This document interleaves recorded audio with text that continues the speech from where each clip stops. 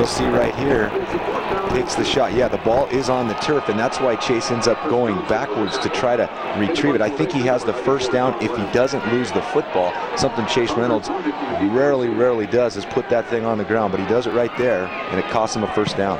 So a 3 and out for Montana's offense to start the game, and Sean Wren's punt takes a bounce off of Donnie Lazowski and will be downed at the 1-yard line. Well, the fans are excited, but that is not where it's going to be. It's at first touching, as you said. It did touch Donnie Lazowski. It is going to be then spotted up at about the 32 or 33-yard line, and that is the rule.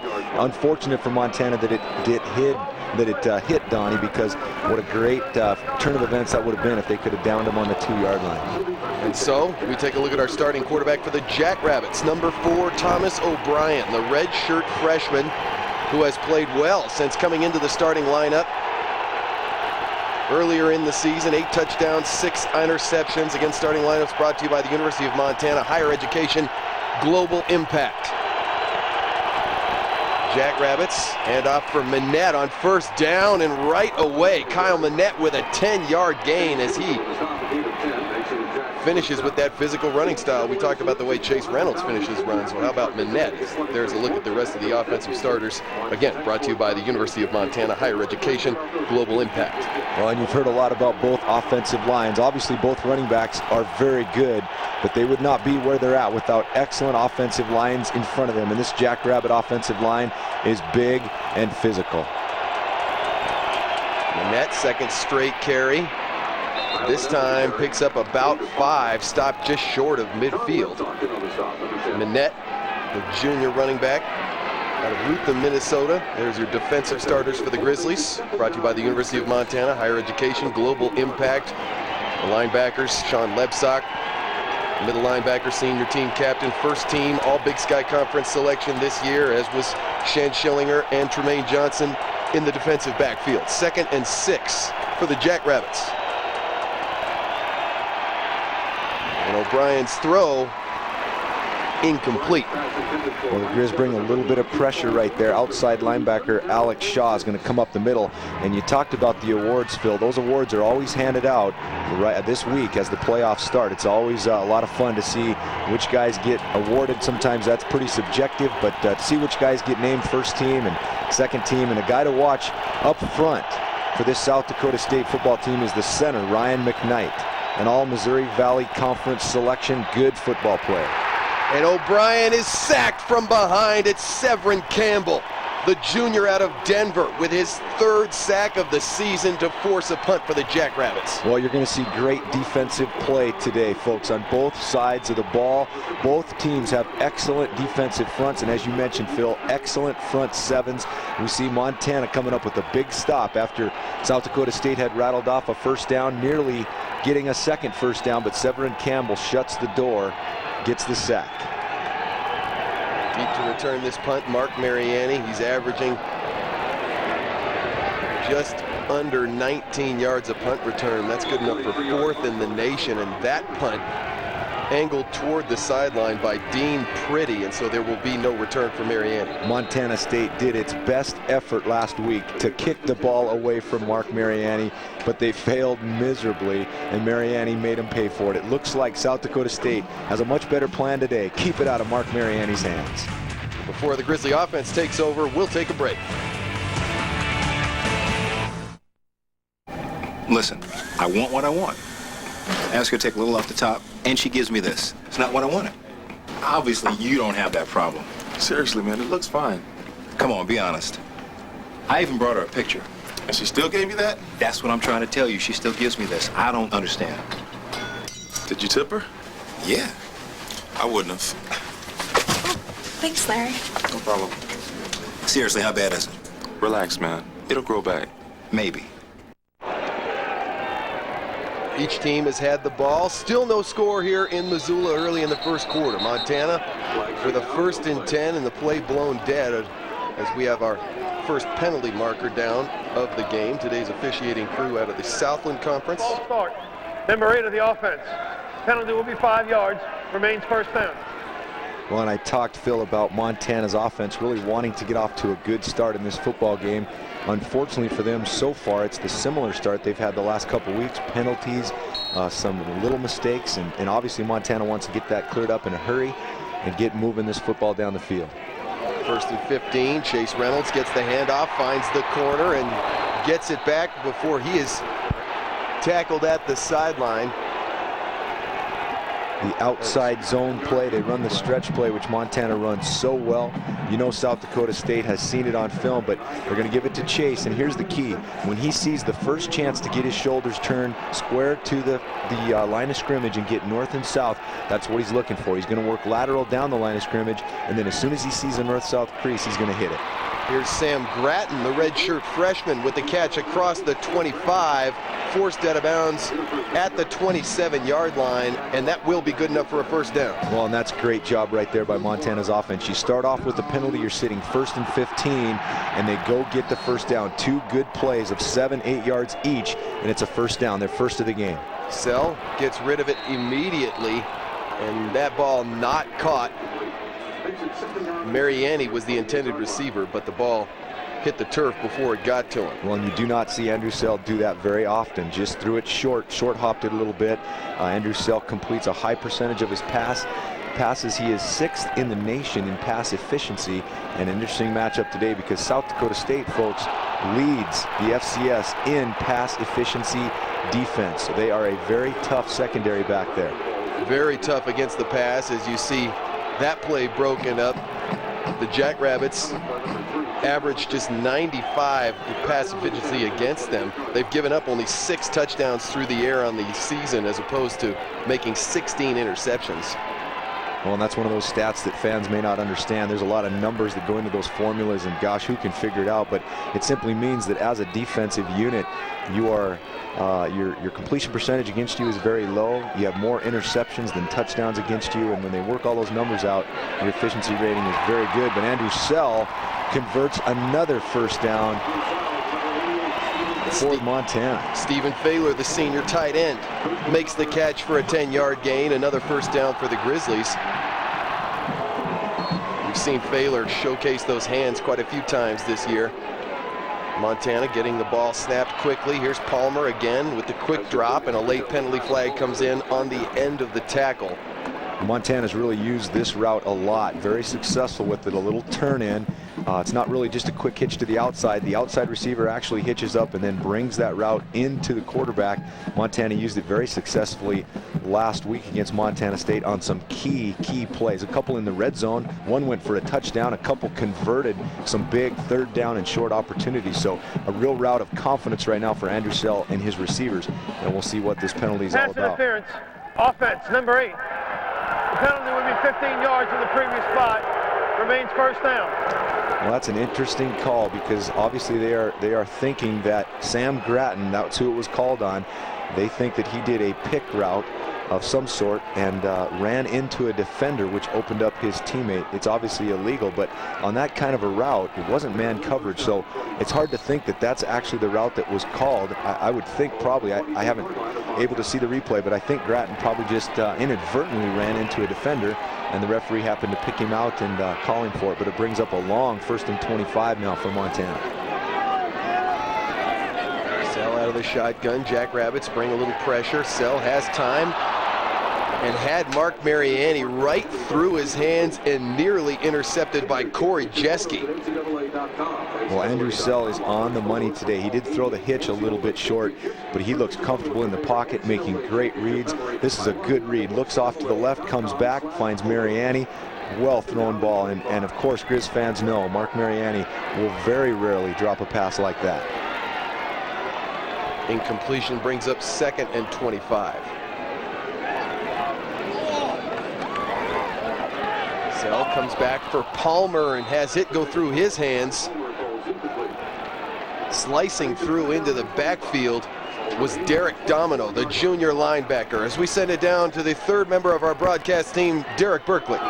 All right, Phil Grady, you guys talked about the many similarities between these two teams and the way they play, but one glaring difference. Montana's in their record 17th straight FCS playoffs this year, something no other school's ever done. South Dakota State's making their first trip ever. In fact, they've only made the playoffs in football twice. They made it in 1979 in Division II and lost in the first round to Youngstown State 50-7. So their first trip to the playoffs in 30 years today, guys. Playing well so far. Andrew Sell on 3rd and 25 took a shot as he got rid of it. Tried to hit Mariani, but it sails out of bounds, and that will bring up 4th down. Well, and right now Montana's offense just not allowing themselves to get in sync. They've actually had a couple of nice plays and have executed well on a few times, but just hurting themselves once again with penalties. They need to get those things straightened out. Sean Wren back on to punt for the Grizzlies. Saunders Montague stands at the South Dakota State 45. Jackrabbits looking for some decent field position to start this drive, and they will get it as that ball rolls out of bounds inside the 35-yard line. Still scoreless here early in the first.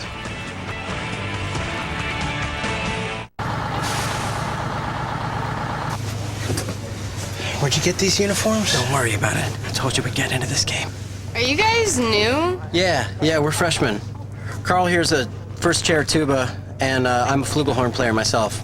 Flugelhorns, cowbells, basically anything with a spit valve. All right, everybody. Once we get there, we're going to head down to the field to meet the team. Woo! Yeah! Who's ready to march? I'll be honest with you, that whole Brett Favre thing was really hard to keep track of. So we had to come up with a system. You're sure? All right. He's coming back. He's coming back. He's coming back. He's coming back. He's coming back. So is it 1 if retired, 2 if unretired? I think it's the other way around. That makes sense.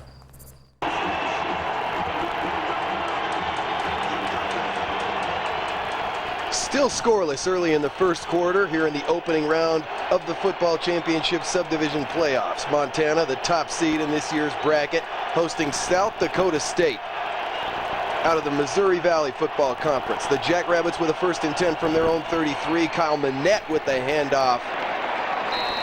And he picks up about 4 out across the 35-yard line. The Jackrabbits have used this twice now. They start in a 2 tight end formation. They shift and end up putting one of the tight ends in the backfield as a lead blocker. Right there, safety Eric Stoll with a great job of filling the hole. The first time South Dakota State ran that play, they got 10 yards on it. That time, Eric Stoll comes up and fills the hole, stops it for a gain of 3. O'Brien out of the shotgun, fakes the handoff and swings it out on the wide receiver screen. And this is Mike Steffen breaking it wide open down to the Grizzly 21-yard line. Mike Steffen, the senior wideout out of Mount Vernon, South Dakota, with the first big play of the ball game. Well, and this is well executed by the Jackrabbits, but really it's just an individually great effort by Steffen. Gets a good block on the perimeter by his teammate out there. Nice job, but then this is all by himself. Great spin move to avoid the block by the safety, and he's up the sidelines. Nice play by Steffen. Jackrabbits have 3 senior wideouts, and they're not afraid to use them. Here's Manette. Another big run there, about 6 yards on first down, tackled inside the Montana 15. Well, Grizz fans that are used to watching Chase Reynolds, we've compared these two backs. What a great job. Just excellent vision right there. Manette hits the hole. He sees the defender start to shrink that hole a little bit as he closes in. He plants his outside foot, cuts hard, and gets up the field north and south. And even if you make the tackle on him like the Grizzlies did, that's still a gain of 7. 2nd and 3, Manette trying to find some room and does. Takes it down to about the 11. Stopped very near the first down marker. Manette has 6 100-yard rushing games so far this year. The Grizzly defense has been pretty stout against the run, especially lately.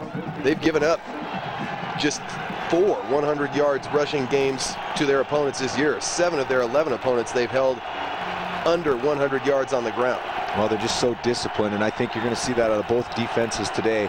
Both teams' front sevens are disciplined. They line up, they play assignment football, and they execute those assignments. Manette lowers the shoulder and picks up the first down inside the Montana 10. Well, you said it, Phil. Sorry, a first down. Oh man, lowers the shoulder. You know what I love watching? The best thing about watching players like Manette and Chase Reynolds is they are just clinics. I mean, you could film the game and show your young players how to play the position. They just do so many things so well. And again, it's like watching a training tape right there, lowering his pad level. One of the basic things you teach football players, young players, is low pad level wins. Kyle Manette was very low on that contact right there, got the first down. First and goal from the 9 for the Jackrabbits, and Manette cuts it upfield and picks up about 2 before he runs in to the Montana linebacking core. Sean Lebsock there, along with, looked like Eric Stoll. Well, the Grizzlies are going to have to be sure-handed tacklers today. You see it right there out of their linebackers. Unfortunately, on the play previously, when Stefan went up the sideline, he made one of the Grizzlies miss very badly, broke a big play, and now South Dakota State is threatening because of it. O'Brien out of the shotgun here on 2nd and 7. Here comes the rush, dumps it off and caught. And in for the touchdown is Colin Kochart, the junior tight end. His 3rd touchdown of the year, and the Jackrabbits score first. What a great play by Thomas O'Brien. He's going to take a big shot right here, but he does not give up on the play. Watch this, Severin Campbell bearing down on him, but he gets rid of the ball early enough, just in time, puts a little loft on it, and Kochart is able to come up with the touchdown. South Dakota State scores first. This is Kyle Harris with the extra point. So it's the Jackrabbits who get the first big play of the game and capitalize to put the first points on the board. 7-0 South Dakota State.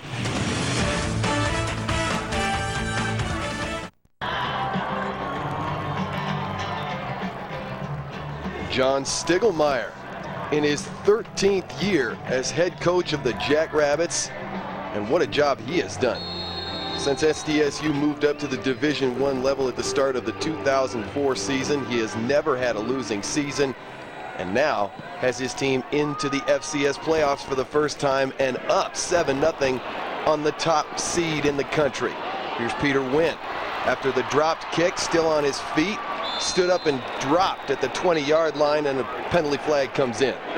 Well, and usually that's in the area of holding or an illegal block in the back, so Montana once again is going to start deep in its own territory. But you're right, Stiglmeyer has done a fantastic job, and since they've moved to the Missouri Valley Football Conference, it's a good conference. There's a lot of quality teams. Holding number 45 of the receiving team. The penalty will be half the distance to the goal from the spot of the foul. First down. So the fact, Phil, that they have moved up into the FCS in divisions and had more success than they did even in Division II says a lot about him and his coaching staff and what they've accomplished. Because again, the Missouri Valley Football Conference is some good football from top to bottom. Here's a look at the MontanaGrizzlies.com scoring drive. 7 plays, 67 yards. The 9-yard touchdown caught by Kochart. For news and stats on all Grizzly athletics, log on to MontanaGrizzlies.com. Chase Reynolds fumbled and lost it. South Dakota State recovers.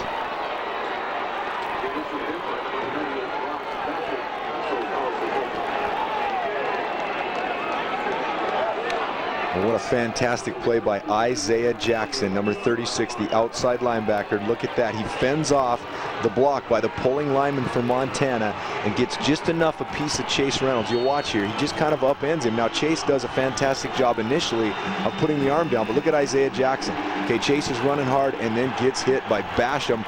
We talked about it earlier, Phil. What a great name for a defensive lineman, Basham.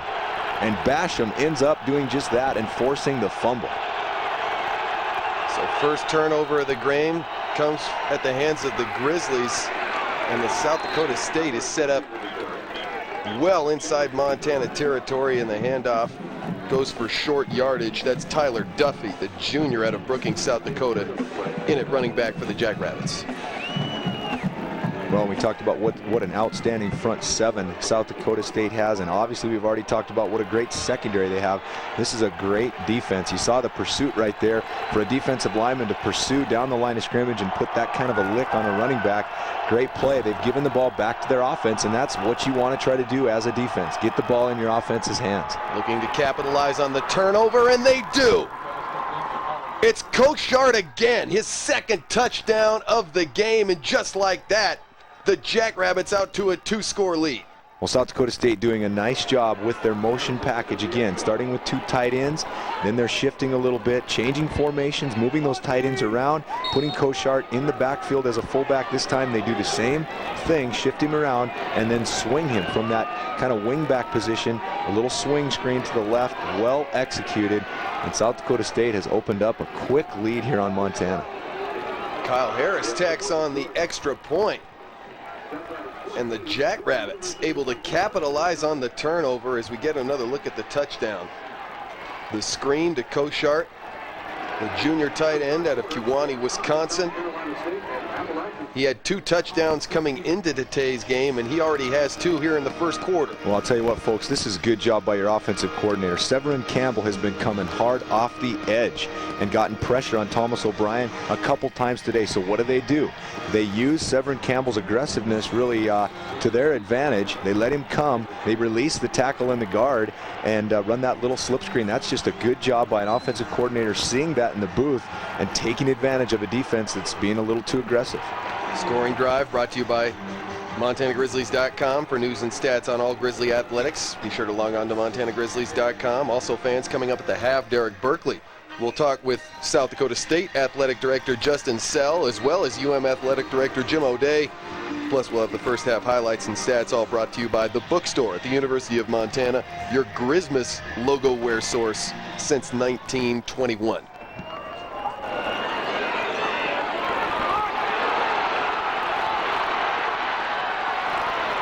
Here is Mark Mariani in to take the kick return, and right away makes an impact, takes it out across the 25, stops just short of the 30. Back down to Derek. Well, guys, I mentioned this is South Dakota State's first trip to the playoffs. In fact, really a team that really has done great since they moved up a level. We talked to Coach Stidmeyer about that, and he said that really they're a better team as a Division I team than they ever were as a Division II team, and there really isn't a good explanation for that. He just said it's a bunch of kids getting together and working hard and now winning seasons in every year since they've come up, and then they're only their second year being eligible. Here they are in the playoffs beating the Grizz, guys.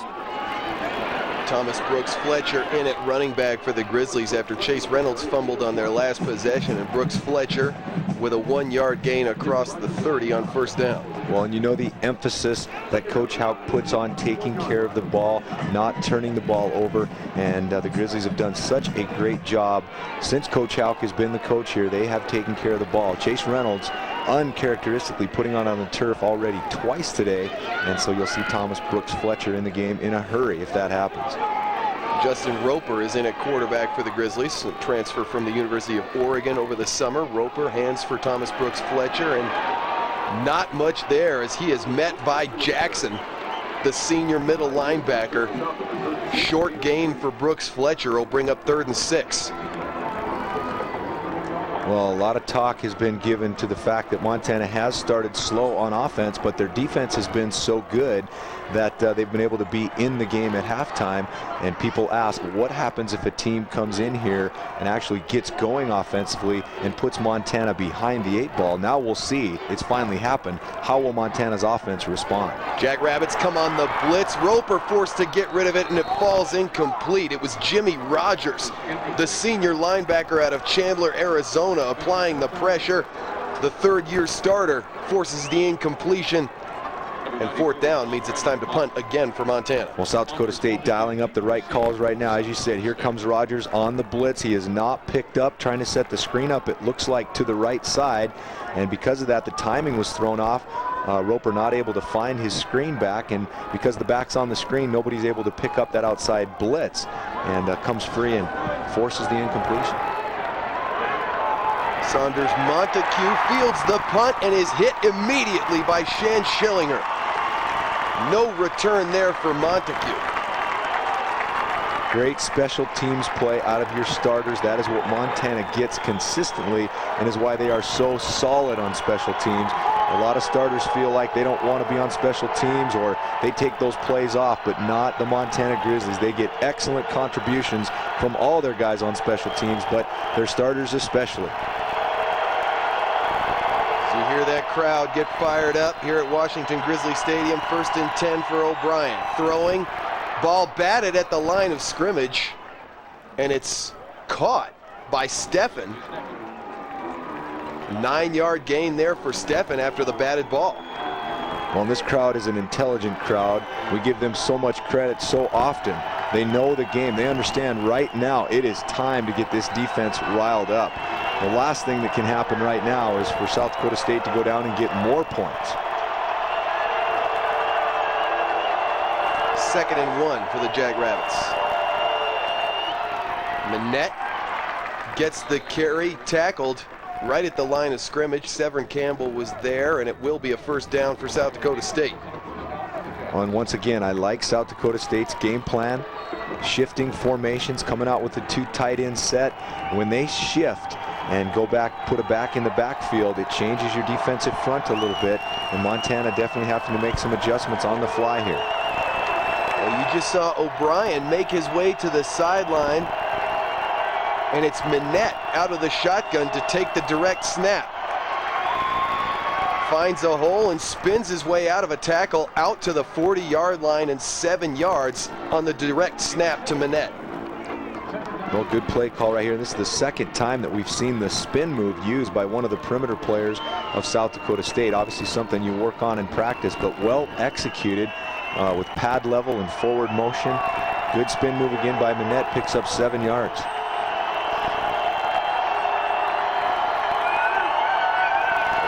Back in a quarterback, gets rid of it quickly. Another completion. This time it's back to Koshart, the senior, across the 45. Another 1st down pickup for the South Dakota State Jackrabbits. Well, Koshart is having a great game today. He's obviously a big part of the game plan with the 2 tight end set and all the shifting, and he has come up big in the game plan, executing what the coaches have asked him to do so far today.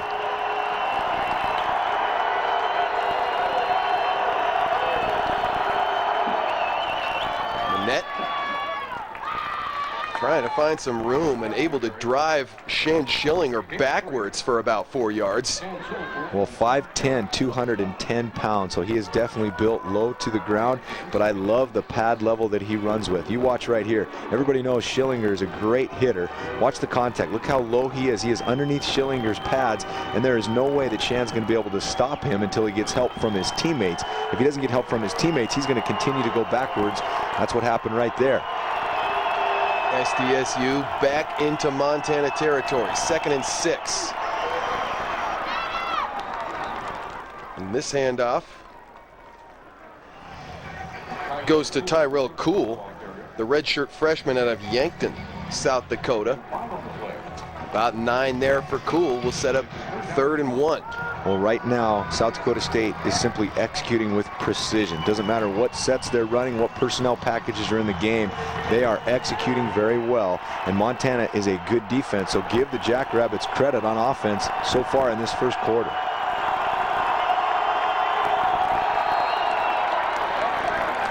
Third and 1, and this will be a false start against the Jackrabbits. Prior to the snap, false start. Number 67 of the offense. Penalty will be 5 yards. Remains 3rd down. Well, that's the first one, though, today, Phil. How many times have we talked about teams come into this hostile stadium and have many, many false start penalties, especially early in the game in big situations?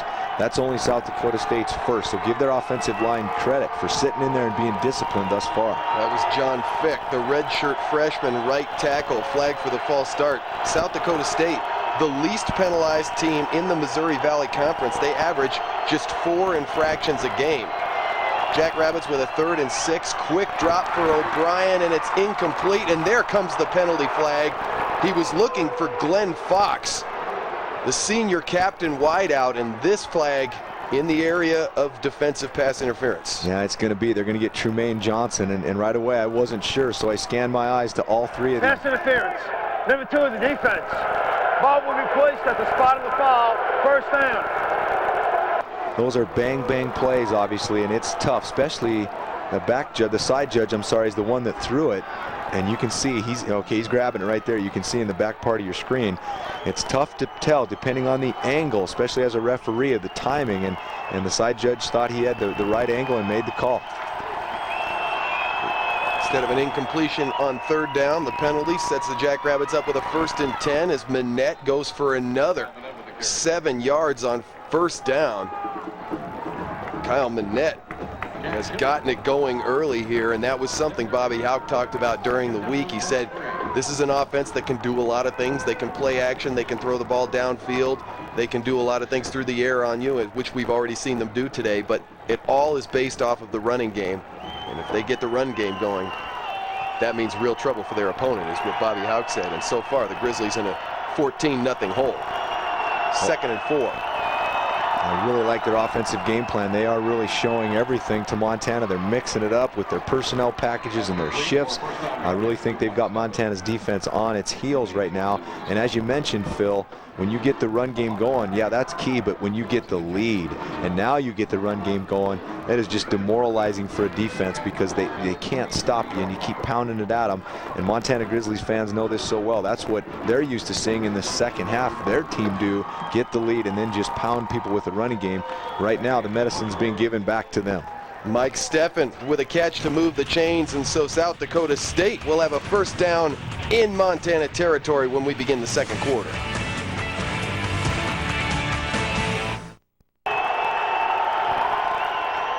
The Jackrabbits of South Dakota State have been all over the unbeaten top seed in this year's FCS playoff bracket, the Montana Grizzlies, here in the opening 15 minutes as we begin the second quarter. And just as it was in the first, Kyle Manette, this time 8 yards on first down, and the Jackrabbits just continue to have success here on the ground. Well, he averages 5 yards a carry, which is an outstanding average. He does have breakaway speed, but when you get a back that averages 5 yards a carry, you know that there is a bunch of 7 and 8s consistently in his repertoire.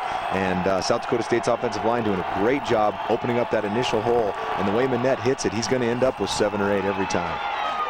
Hits the hole and moves the chains once again. First down yardage down to the Montana 22. Well, the Grizz have done a nice job on 2nd and short and 3rd and short. Even though they're converting, they're stepping up and stuffing the run much better. But it's the first down success that South Dakota State is having thus far. When you rip off 7 or 8 yards on first down, you put any defense in such a big hole, such a tougher position, and you really open up your playbook to do so much more. O'Brien back to the sideline. Manette in the shotgun for the direct snap, takes it, and this time doesn't find any room as Lebsock comes up to make a stop for a loss. Oh, fantastic play by Lebsock. Watch him play off the block of the guard who pulls around. Koskovic, the left guard, is going to pull around. A little guard pull play. Look at that. Plays through the block of the pulling guard and makes the tackle. That is fantastic football play by first-team All-Big Sky middle linebacker Sean Lebsock. Brings up a 2nd and 12. O'Brien back in at quarterback. He'll work out of the shotgun. Roll out for O'Brien. Throws to the sideline, and it is complete inside the 20.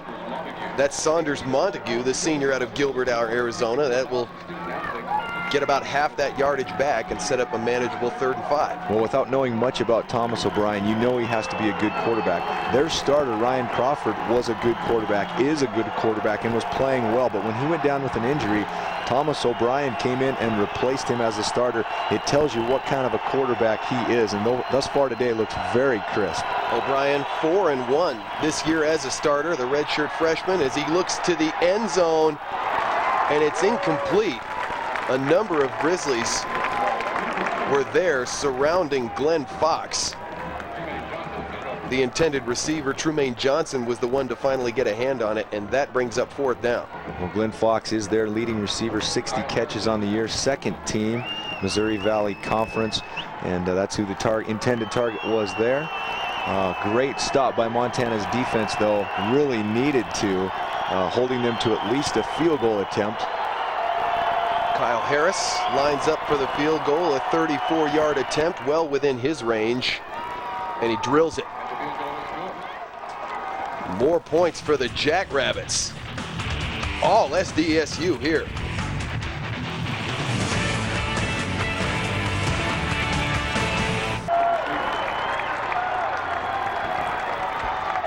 (17-0). The Jackrabbits lead it over the undefeated Montana Grizzlies, the top seed in this year's playoff bracket in the football championship subdivision. A dominating performance through the opening 17 minutes here in Missoula. And the Grizzlies had Mark Mariani deep to take back the kick, and he returns the short kick, fields it at the 25, and takes it out across the 40. So Montana will have good field position to start this drive. But time is of the essence for the Grizzlies, and this is an offensive unit that needs to put some points on the board quickly.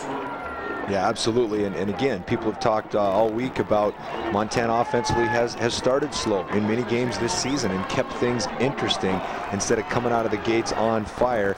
And everybody wanted to kind of know what will happen if a team comes in and gets their own offense going on fire and puts the Grizzlies behind. Well, we're finally seeing it, and time for Montana's offense to respond if they want any chance at all of moving on. Roper back in at quarterback, and he's dragged down for the sack. Steven Bajada, the senior out of Howells, Nebraska, makes the tackle, his third sack of the season, and that will back Montana up even farther, a 7-yard loss on the sack. Well, and credit the secondary. That was a coverage sack. Roper got plenty of time, good time by the offensive line. That is not the offensive lineman's fault. They cannot hold off forever, but the secondary had blanketed. There was no one open. Roper had nowhere to go. So 2nd and 17 now for the Grizzlies. Roper gets rid of it. Looking for his tight end, Stephen Failer. The crowd wants a pass interference call, but they are not going to get it. That's incomplete. Well, they want a pass interference call, but folks, the fact is, great coverage once again. Watch Rogers from his outside linebacker position. You're going to see it right there. He does just a fantastic job. Failer is way bigger than him. He's shielding him off kind of like a basketball post-up almost, and Failer was a great high school basketball player as well, so he knows how to do that. But Rogers sits underneath him and at the perfect time reaches up inside the arms and makes it tough for Failer to come up with a catch. That's a great play. So 3rd and long for the Grizzlies. Sell dumps it underneath, and this is his other tight end. No, pardon me, that is Failer once again, who gets it back across the 45. It will be short of the first down marker, and Failer is still down on the end of the play. That was a great tackle by their leading tackler, Derek Domino, from his outside linebacker position. He goes down nice and low and takes the legs out. He knows if he goes high right here, there's a chance of Failer's a big guy, might drag him to the first down stick, so watch. Goes down, takes out the legs, makes sure that Failer is not going to be able to run any further with the ball. That's a great tackle. Domino, the junior linebacker out of Spring Lake Park, Minnesota, as you said, Grady, has been a key facet in this defense so far this year for the Jackrabbits. Leads the team in tackles, has 5 interceptions on the year to lead the team. 2 of those he's taken back for touchdowns, and was one of those first-team All-Missouri Football Conference selections this year that came out earlier in the week. Well, when you see a great defense like this, they're rated so high statistically. They're in the top 5 in 2 different categories in the FCS. You know they're well coached, and you know that they read their keys very well, and each defensive player is reading his keys, whatever they might be in that scheme, trying to get a run or pass read so he can make a decision right away, whether it's run or pass, and make a play. And these South Dakota State players do it very well. As Failer makes his way off the field, the Grizzlies are in punt formation, as yet again it is 4th down, and deep to return is Saunders Montague. Well, for whatever reason, Montana's offense still not able to get into a rhythm, and of course you've got to give South Dakota State's defense the biggest credit. The problem for Montana fans is they've seen it all too often, game after game this year, just taking a while to get things going. There's Wren's punt taken by Montague, and he's drilled immediately again. This time it's Donnie Lazowski, the sophomore out of O'Day High School in Seattle, making the tackle on special teams. Well, Montana's punt team doing a great job today.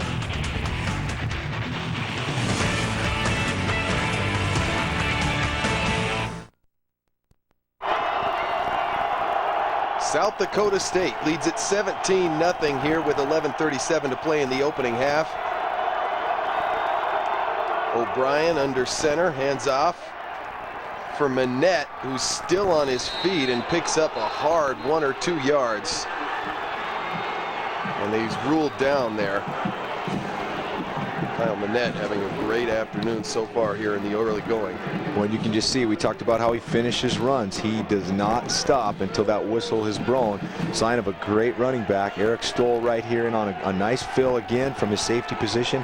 Look, Manette just continues to work and work and work. He is not going to quit moving those feet until the whistle has blown. Again, we want to remind you, coming up later in the game, we'll present the players of the game, brought to you by Northwestern Energy, delivering a bright future. Manette, this time stopped for just a 1-yard gain. He takes it out across the 10, so that'll bring up 3rd down for the Jackrabbits. Oh, great play by Severin Campbell right here from his defensive end position. Severin has played a good football game today. South Dakota State brings the wide receiver Glenn Fox in motion. You see him try to cut Severin on the backside of that play. Severin just plays, gets his hands down just like you're supposed to play off of a cut block attempt. Plays off the block and gets in on the tackle. Nice play, Severin Campbell. See a Montana player down.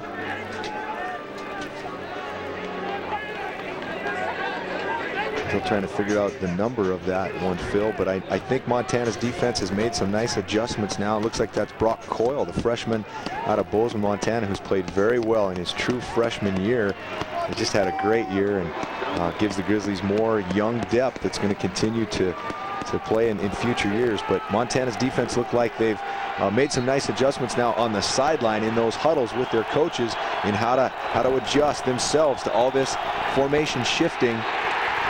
On 3rd and 6, the pass is batted in the backfield. It was Jace Palmer, the senior defensive end, getting a hand on it to bring up 4th down. Well, good plays on that series by both defensive ends for Montana. Severin Campbell with a big stop on the run, and this time Jace Palmer from his other end position comes in, gets up in the air. He's such a great athlete as Jace Palmer, and bats down the pass. Big stop by Montana's defense, just what the doctor ordered for Grizz fans. And the home crowd sensing a bit of excitement with Mark Mariani standing at midfield. This tip punt taken at the 45, still on his feet. Flags come in as Mariani is tackled inside the 40, but there's a penalty marker down on the return. Well, this Southland crew is being rough on the Grizzlies today. They're seeing everything that Montana is doing incorrectly. And once again, Mark Mariani so amazing with his feet, making that first guy miss, cuts so quickly and is able to accelerate and get running at full speed so fast. Just an amazing athlete. Does it right there, but I think we have another block in the back. The flag was originally thrown for kick-catch interference. However, there is no foul on the play. 1st down. I apologize to the Southland Conference. It was going to be kick interference, but that is just Mark Mariani being aggressive. But look right there. There's a great example of it. Plants the right foot, breaks a defender's ankles, and is so quick to accelerate, keep the play alive. The hand goes down. Just an exciting player is Mark Mariani. There you see Andrew Self sent back in at quarterback for the Grizzlies, who take over with a 1st and 10 from the South Dakota State 38. Chase Reynolds back in the game at running back and picks up 2 on 1st down. Send it back down to field level and Derek Berkeley. Well, Phil, the Grizzlies finished off their 5th undefeated season in school history this year, but just 2 years ago when they went undefeated, their season ended this same weekend at home against Wofford in a game where they were big-time favorites just like today. And we talked to some of the Grizz players, and they mentioned that's definitely on their mind. Senior tight end Dan Bowden said, how can you forget it? You got to remember it, and because it's fresh in their minds, they knew they had to get ready. And as Coach Houck put it, these guys have lost so few games in their career, they can definitely remember each one of them, and they're ready to go today, guys. Well, thank you, Derek, as Mariani makes a catch, tackled at the 45-yard line. That'll bring up 3rd and about 7 for the Grizzlies. You talk about that 1st-round loss to Wofford 2 years ago. Eerily enough, Thomas O'Brien, the quarterback for South Dakota State, was in the building that day. He had a friend that attends the University of Montana, actually came out to Montana for that game, and lo and behold, he's already seen the Grizzlies lose a 1st-round playoff game here. Yeah, it is kind of eerie, like you said, Phil. You and I did that Wofford game together, and a lot of people talking about that today. And here's Sell intercepted. And still on his feet is Cole Brody, the junior cornerback out of Georgia, with his first interception of the year, and that kills another Montana drive. Well, this had to just simply be some miscommunication.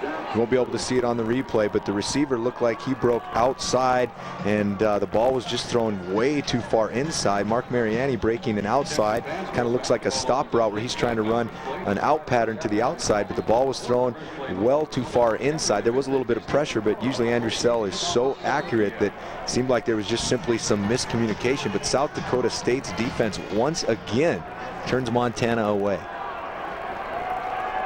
Big stop for the SDSU defensive unit. Sets their offense up with a 1st and 10 from their own 33. Under 8 minutes to play here in the opening half.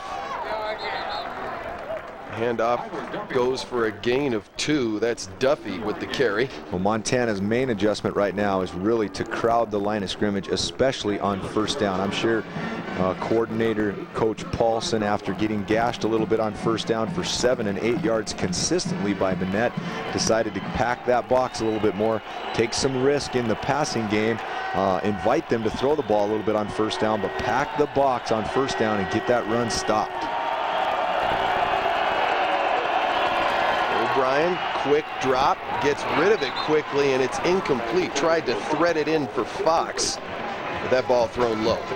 Well, Montana's good enough in the secondary as well, especially when you've got a talented player like Trumaine Johnson on the corner. You can commit more players to the box to stop the run and let a talented guy like Johnson just go man-to-man. You can say, listen, Trumaine, we need you. You're on an island out here. You cover this guy up. We got to get the run stopped. O'Brien out of the shotgun on 3rd and 8. Grizzlies bring the pressure. It's tipped and intercepted. Severin Campbell came down with it. And Montana with a big play on defense to kill a South Dakota State drive. Well, huge play, and how many times already have we seen balls tipped by Montana's defense? Montana's defensive front doing a fantastic job anticipating when O'Brien's going to throw the ball. This is the 3rd or 4th ball that's tipped. That's the old tip drill that the defense does every week. Great heads up by Severin Campbell. And Phil, Montana's defense has made their adjustments. They are dialed in now and doing their job. Now it's up to the offense. Montana's pressure coming through and setting up the offense with good field position. They take over the 1st and 10 from the 18. Sell off the play action. Looks for Mariani, who's caught just short of the goal line. Well, and if he wouldn't have slipped, that would have been an easy touchdown. Mariani, who seldom does slip, such a great cutter, makes such quick cuts and explodes upfield. But that time, unfortunately, the foot slipped, and he's down on the 1-yard line. And how many times this season have the Grizzlies had an interesting time at the 1-yard line? Especially against good defenses, which they're up against yet again today. 1st and goal from the 1. Heavy set formation for Montana. Chase Reynolds gets the handoff, lowers the shoulder, and he is stopped short inside the 1. That's a great read by South Dakota State's defense on the goal line. One thing to look for when the play ends, how many white guys end up on this tackle. And you will see right here, there's 4 Jackrabbits alone tackling, which means they did a nice job of sniffing that out, reading the scheme, and getting to the football. Isaiah Jackson was the first to get there for the Jackrabbits. 2nd and 1. 2nd and goal from the 1. This time Reynolds gets it in for the touchdown. Well executed by Montana's offensive line up front. They went outside, off tackle, well blocked, and Chase Reynolds gets it in. And of course, just what Montana needed. Their defense has made the adjustments. They give their offense the ball back. That's playing team football, working together. Defense comes up with a turnover, and Montana converts it into points. Brody McKnight on to attempt the extra point. Kick up and good. So the Grizzlies back within 10.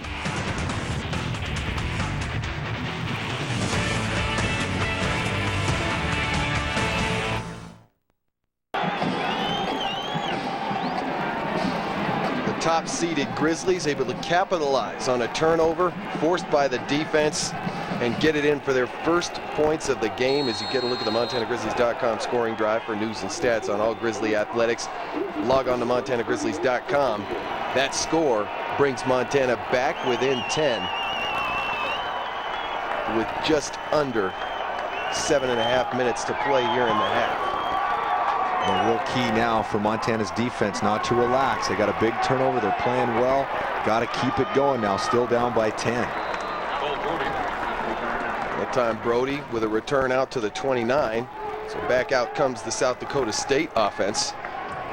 And they've had a lot of success so far here in this opening half. They have, and I've been very impressed, number one, with their game plan. They came in with a very good game plan. They've done a nice job of moving their people around, starting out in formation, shifting to other formations, really making the Grizzly defense scramble. Looks like the Grizzly defense has now settled in, but what a great game plan and good execution right out of the gates by the Jackrabbits. Montana showing blitz. And they bring the pressure. O'Brien off of the play action could not connect with his receiver on the outside. That's Alex Bayer, the junior tight end.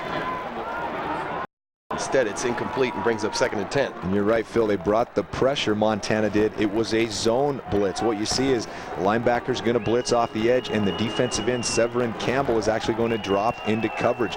Almost comes up with his 2nd interception on consecutive defensive plays. If the ball would have thrown a little bit lower, he would have had another big play for Montana, but a good, well-executed zone blitz by the Grizz. O'Brien throwing on 2nd down and incomplete yet again. Tried to go back. Pardon me, that was Koshert, who's had a big game today. He has been the man for South Dakota State.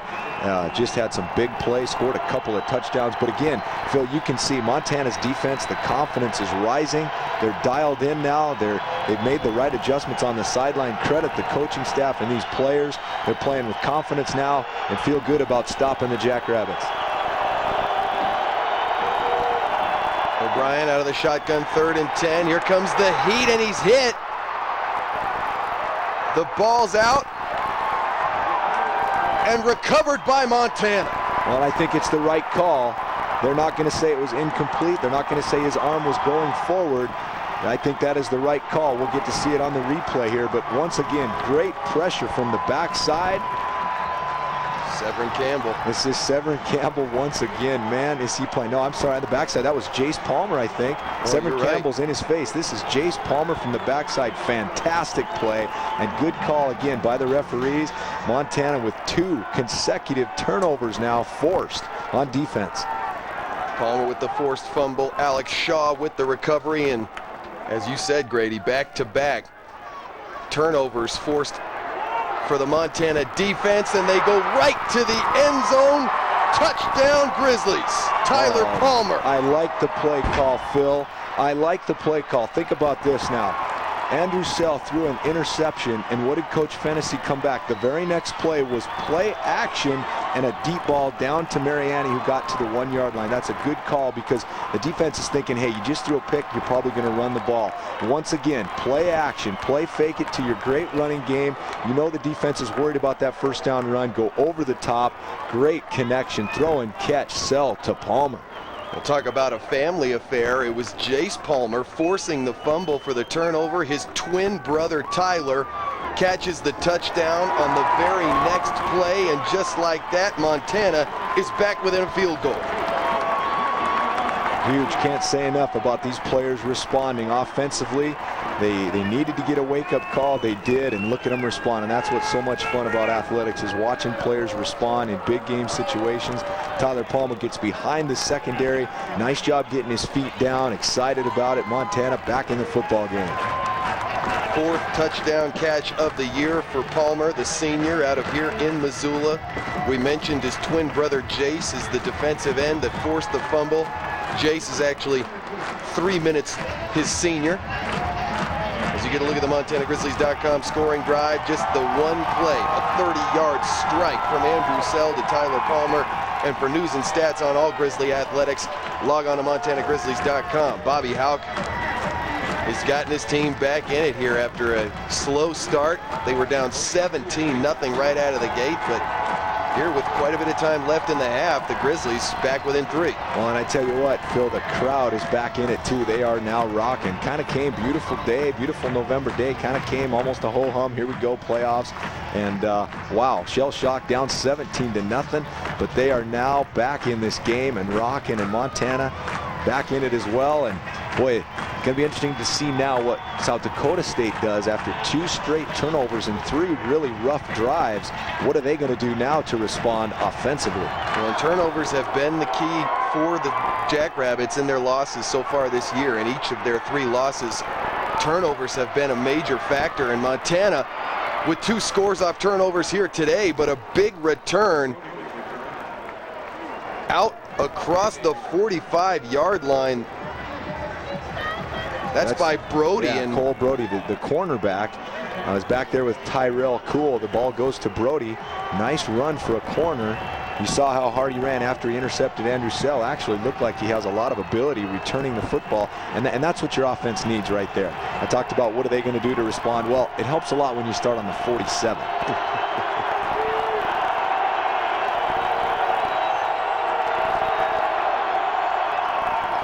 There's Minette right up the middle, and a 9-yard gain on first down into Montana territory. Well, and I was just going to comment, Phil, talked about, especially on first down, Montana committing more and more guys to the box to stop the run. You can see both safeties creeping up into that box, almost 9 guys in the box, leaving the corners isolated one-on-one. It's a great strategy, but if Minette happens to break through, now there is no second line of defense. If he breaks through, which he almost did there, he is going to the house. Minette takes the direct snap over the right side, a first down and more down to the Montana 30 before he's tackled, and a flag comes in on the end of the play. Well, they're going to get him for a horse collar, I think, which is kind of tough, because the horse collar, as defined, is when you reach up inside the shoulder pads and then pull a player down by the back of the shoulder pads. It looked to me like he was pulled down by his jersey. 2 hands each kind of on the shoulders and just pulling the jersey down. I think the referees are talking about it. We maybe see it here on the replay. This would not be the definition of a horse collar. If that's the case, we'll see. Yeah, tough to tell, because it does look like the right hand, that's Alex Shaw, it does look like the right hand did get up inside the pads.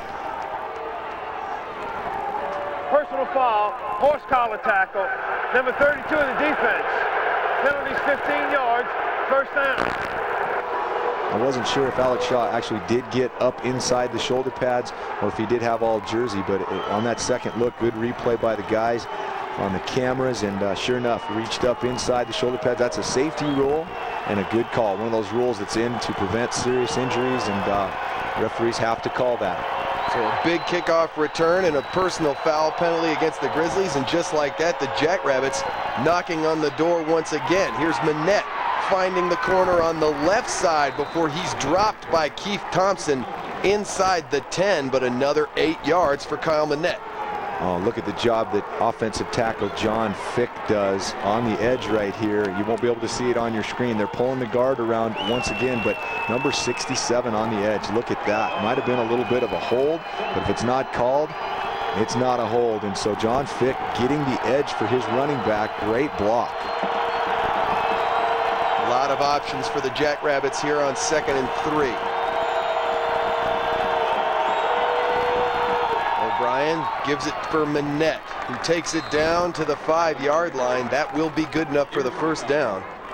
Well, Montana's adjustment to try to stop this outstanding running game and running back is to bring their Sam linebacker, Brandon Fisher, up on the line, play a 5-man front, and bring both safeties down into the box. Basically, you have a 9-man front.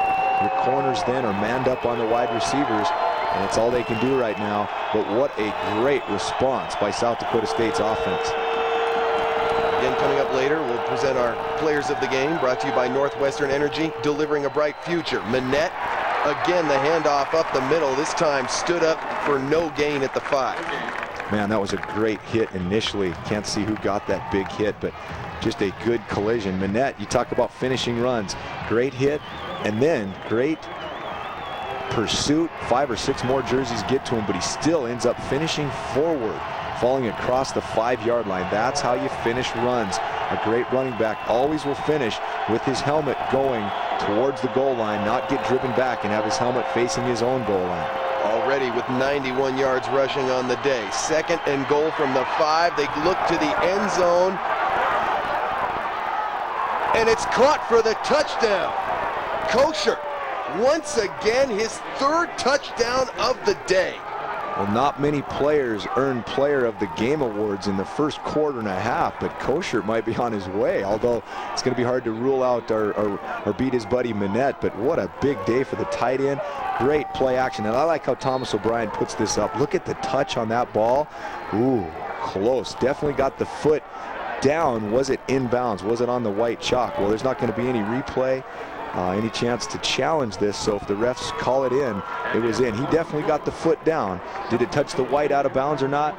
Obviously the refs didn't think so, but look at the touch O'Brien puts on this. Pretty good coverage. He has to put it up and over the linebacker.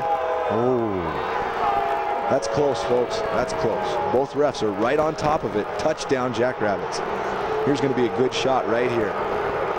Looks to me like the toe was on the white.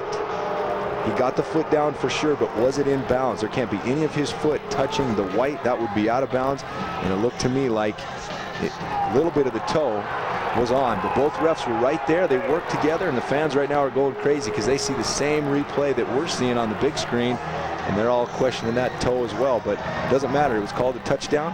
Now Montana's offense has to respond right back. Boy, credit South Dakota State. Montana gets 2 turnovers in a row, converts them into 2 touchdowns. They pull right back in the game. It looks like, uh-oh, here we go. But they come right back down. Started off with a big kickoff return by, forgot the young man's name already. He's cornerback who has an interception, Cole Brody. And then a couple runs by Manette and a touchdown pass, and back up 24-14. Fans coming up at halftime. Derek Berkeley will speak with South Dakota State Athletic Director Justin Sell and UM Athletic Director Jim O'Day. Plus, we'll have the first half highlights and stats brought to you by the bookstore at the University of Montana, your Grizzly logo wear source since 1921. Mary Annie takes a knee in the end zone, so that kick will go for a touchback as you get a look at the MontanaGrizzlies.com scoring drive. 6 plays, 46 yards. And for news and stats on all Grizzly athletics, log on to MontanaGrizzlies.com. Well, and Phil, people don't understand what a big play that is right there. I'm talking about the touchback, the kick into the end zone. Because the last thing you want to do now, just what happened to South Dakota State, they got a big kickoff return, which started it all off. You don't want to give Mark Mariani a chance to run that thing back to the 40 or the midfield or whatever. So kick it into the end zone. It's a touchback. Montana has to start from their 20 and go 80 yards. That is a big play. Andrew Sell back in at quarterback for Montana. Takes over with 4 minutes, 2 seconds left to play in the half. And I'm not sure what this conference is about. Coach Houck has called the referees over. Maybe he is wondering if he can grab a red flag and challenge that. As they have a chat, let's send it back down to Derek. Well, guys, you both talked about how great both defenses are, and they both made some big plays today, but the scoreboard really looking different. In fact, both teams have already given up more points than they average on the season. The Grizz only give up about 17.5 a game, 24 on the scoreboard for South Dakota State. On the other side, the Jackrabbits give up less than 14 a game, and the defense for the Grizz helping out with 14 points there. So although the defenses have both played well, we're seeing a really high-scoring game, which I don't think a lot of people expected today, guys. Well, thank you, Derek. As Sell works out of the shotgun on 1st and 10. A rollout.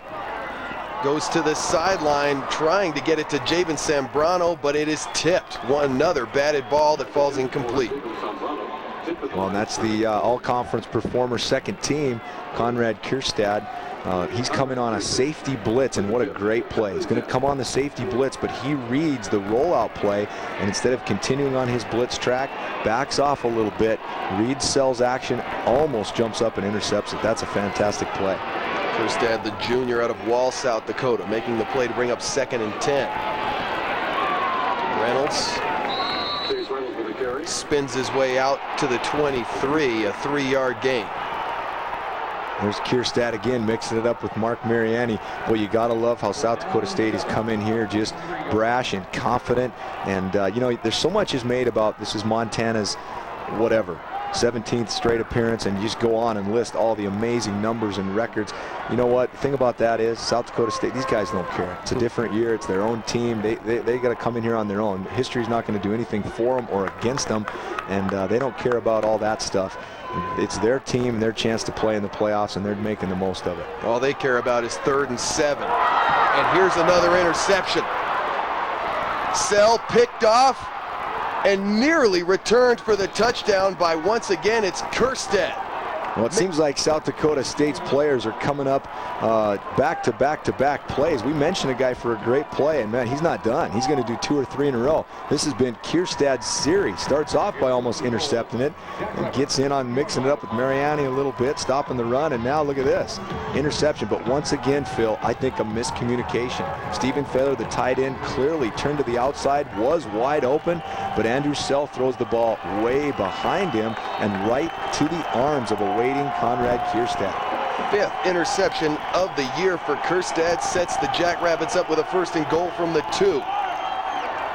The handoff for Minette goes over the left side, and Minette is stopped short of the goal line. Boy, South Dakota State is going to be pumped up heading into the locker room. Again, they have come in here and just put a number on these Montana Grizzlies in this first half. They get this one in, 31 points in the first half. Holy smokes. We talked about how tough they are against the pass. We've already seen it today, a couple interceptions. They came into today with 16 picks as a team. Minette this time gets it in for the touchdown. Well, and you can tell just based on the makeup of this ball club, the offensive line, big and strong, powerful, physical, a great running back by Minette. It would take more than a yeoman's effort to keep them out of the end zone 4 straight times from the 1-yard line. Absolutely unfair to ask your defense, obviously, to do something like that. But 31 points in the first half. Wow. The extra point added by Kyle Harris.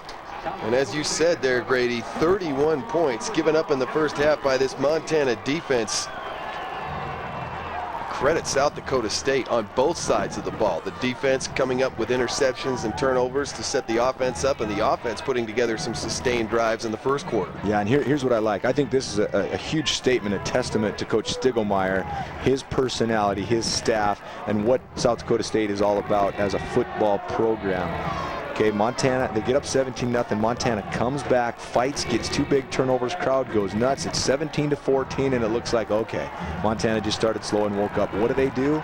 Hey, no problem. They respond with 2 big defensive stands and drives of their own, and it is now 31-14. That says a lot about Coach Stiglmeyer and his crew.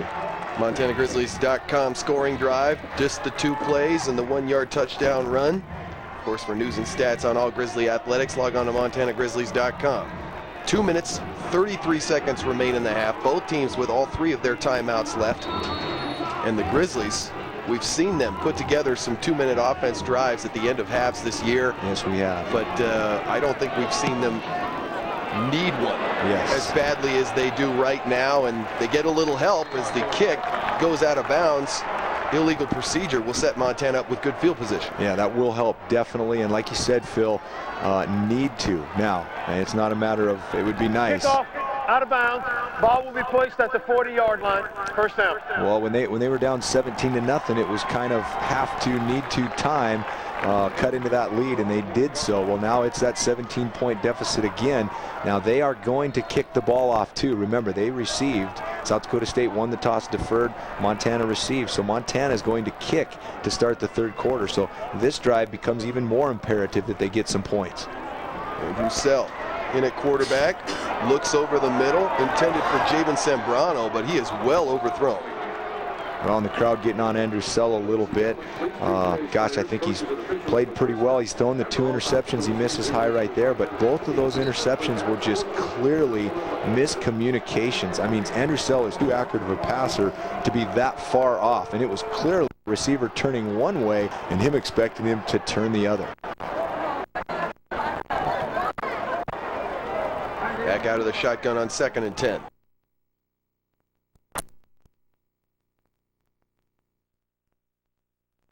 Quarterback, he stands in the shotgun.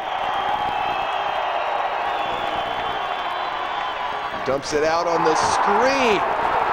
And it was Keith Thompson coming up with a monster hit on the tight end. That's Koshart. It's Koshart. The same play they ran, and Koshart is still down and he is hurting. That's the same play they ran to score their second touchdown. A little flare screen. They're going to flare the tackle and the guard out in front of that little wing back, and Keith Thompson. Wow, that is a big time hit, folks. Watch this replay. Pow! Koshart is a big tight end. We're talking 255 pounds, folks. 6'5", 255. Keith Thompson, only 5'9", 175. That is, wow, what a hit. We have seen him light people up all year long, just like that. Giving up size, giving up weight. And good to see Koshart get up and make his way off the field after that one. But credit Keith Thompson, the senior out of Porterville, California, with bringing the wood once more. Man, I know you do a hit of the week. That might be the hit of the year right there. When you rewind all those replays, Phil, that is absolutely fantastic. The timing, the read, and like you said, bringing the wood. 4th down, Kyle Harris on to attempt the field goal, and it is good. And so with 1:17 to play in the half, the Jackrabbits add to their lead. They now have a 20-point advantage over the top seed Montana. Well, and turnovers are one thing. We've already commented that Montana's turned the ball over uncharacteristically 4 times in this half already. But the key is, what does your offense do with those turnovers? So credit South Dakota State. They have converted all of those turnovers into points. And that's the key, because getting turnovers, yeah, it's a huge thing. It does change football games, but only if you convert those into points. And South Dakota State has done just that. You see Hauk having a word with his special teams unit. The head coach also serves as the special teams coach. Well, it'll be interesting for me to see what Coach Hauk decides right here, because you know, you get the ball back with 2:33. You're thinking go down, but you turn it over again. Now what do? Do you just want to get in the locker room down by 20, or is he gonna go for it again? We'll see what Coach Hauk decides. Down by 20, I think they got to obviously keep going for this thing and try to get a score here. Well, and Mark Mariani, as you get a look at him right there, the senior wide out punt returner, senior team captain, an electric guy in the return game. We have not seen him return kickoffs a whole lot this year up until today. Well, and after Peter Wynn fumbled that one, put it on the ground, it wasn't a turnover, but he put it on the ground, and they definitely put Mark Mariani in immediately. And once again, that's a great play. An overlooked play that people don't realize, that's a big play. Keep it out of Mariani's hands. Don't even give him the chance. Kyle Harris with a big boot sends that one out of the back of the end zone for the touchback. So Montana takes over from their own 20. 1:17 to play. The Grizzlies with 2 timeouts left. You know, and enough can't be said about the confidence that South Dakota State gained in that game in Minnesota. To play them so tough, only lose 16-13, and really feel like they could have, should have won the game, play in front of 50,000 people. Well, you can tell this is a team that gained a ton of confidence from that football game. Here you see Mariani lost a shoe on the end of that tackle. And might have lost more than that, it looks like. Unfortunately for Grizz fans, it looks like he might be a little banged up. Justin Roper is in a quarterback for Montana to start this drive. He hits Mariani for a 12-yard gain on 1st down, but as you see, Mariani being checked on. Oh, they're looking at the knee too, which is not good, of course. You don't want to see any injuries. Thought it might just be the ankle twisted up a little bit, but they come right and look at the knee. Let's see if we can see it. Plants on the hit. Yeah, I really can't see anything or any reason why it would be that outside, but he's up and walking a little gingerly, but at least walking. Mariani's been the magic man for the Grizzlies for the last couple years. Certainly don't want to see him headed to the sidelines when you're down and needing points. Well, especially because the quarterbacks, as everybody knows, have such great confidence in him. He's the go-to guy, the guy that you look for in so many areas on your football team, and if he goes out, it really can deflate you. Somebody else has got to step up. Roper slings it to the outside, completes it to his tight end, Dan Bowden. Ridden out of bounds just short of the 40-yard line. About a 5-yard pickup for Bowden there on first down. Clock stops with 1:02 left. Well, in the 2-minute drill, as a receiver, you want to get up the field and get out of bounds. Nice job by Bowden right there. Get as much yardage as you can and try to get out of bounds and stop the clock.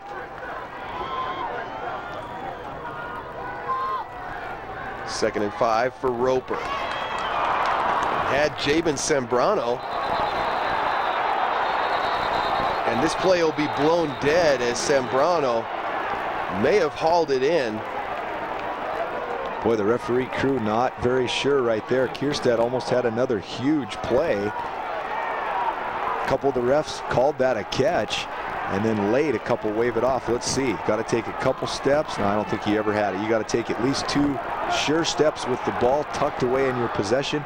Now they're getting on the line judge over here, but he cannot see that. He has his back to the ball.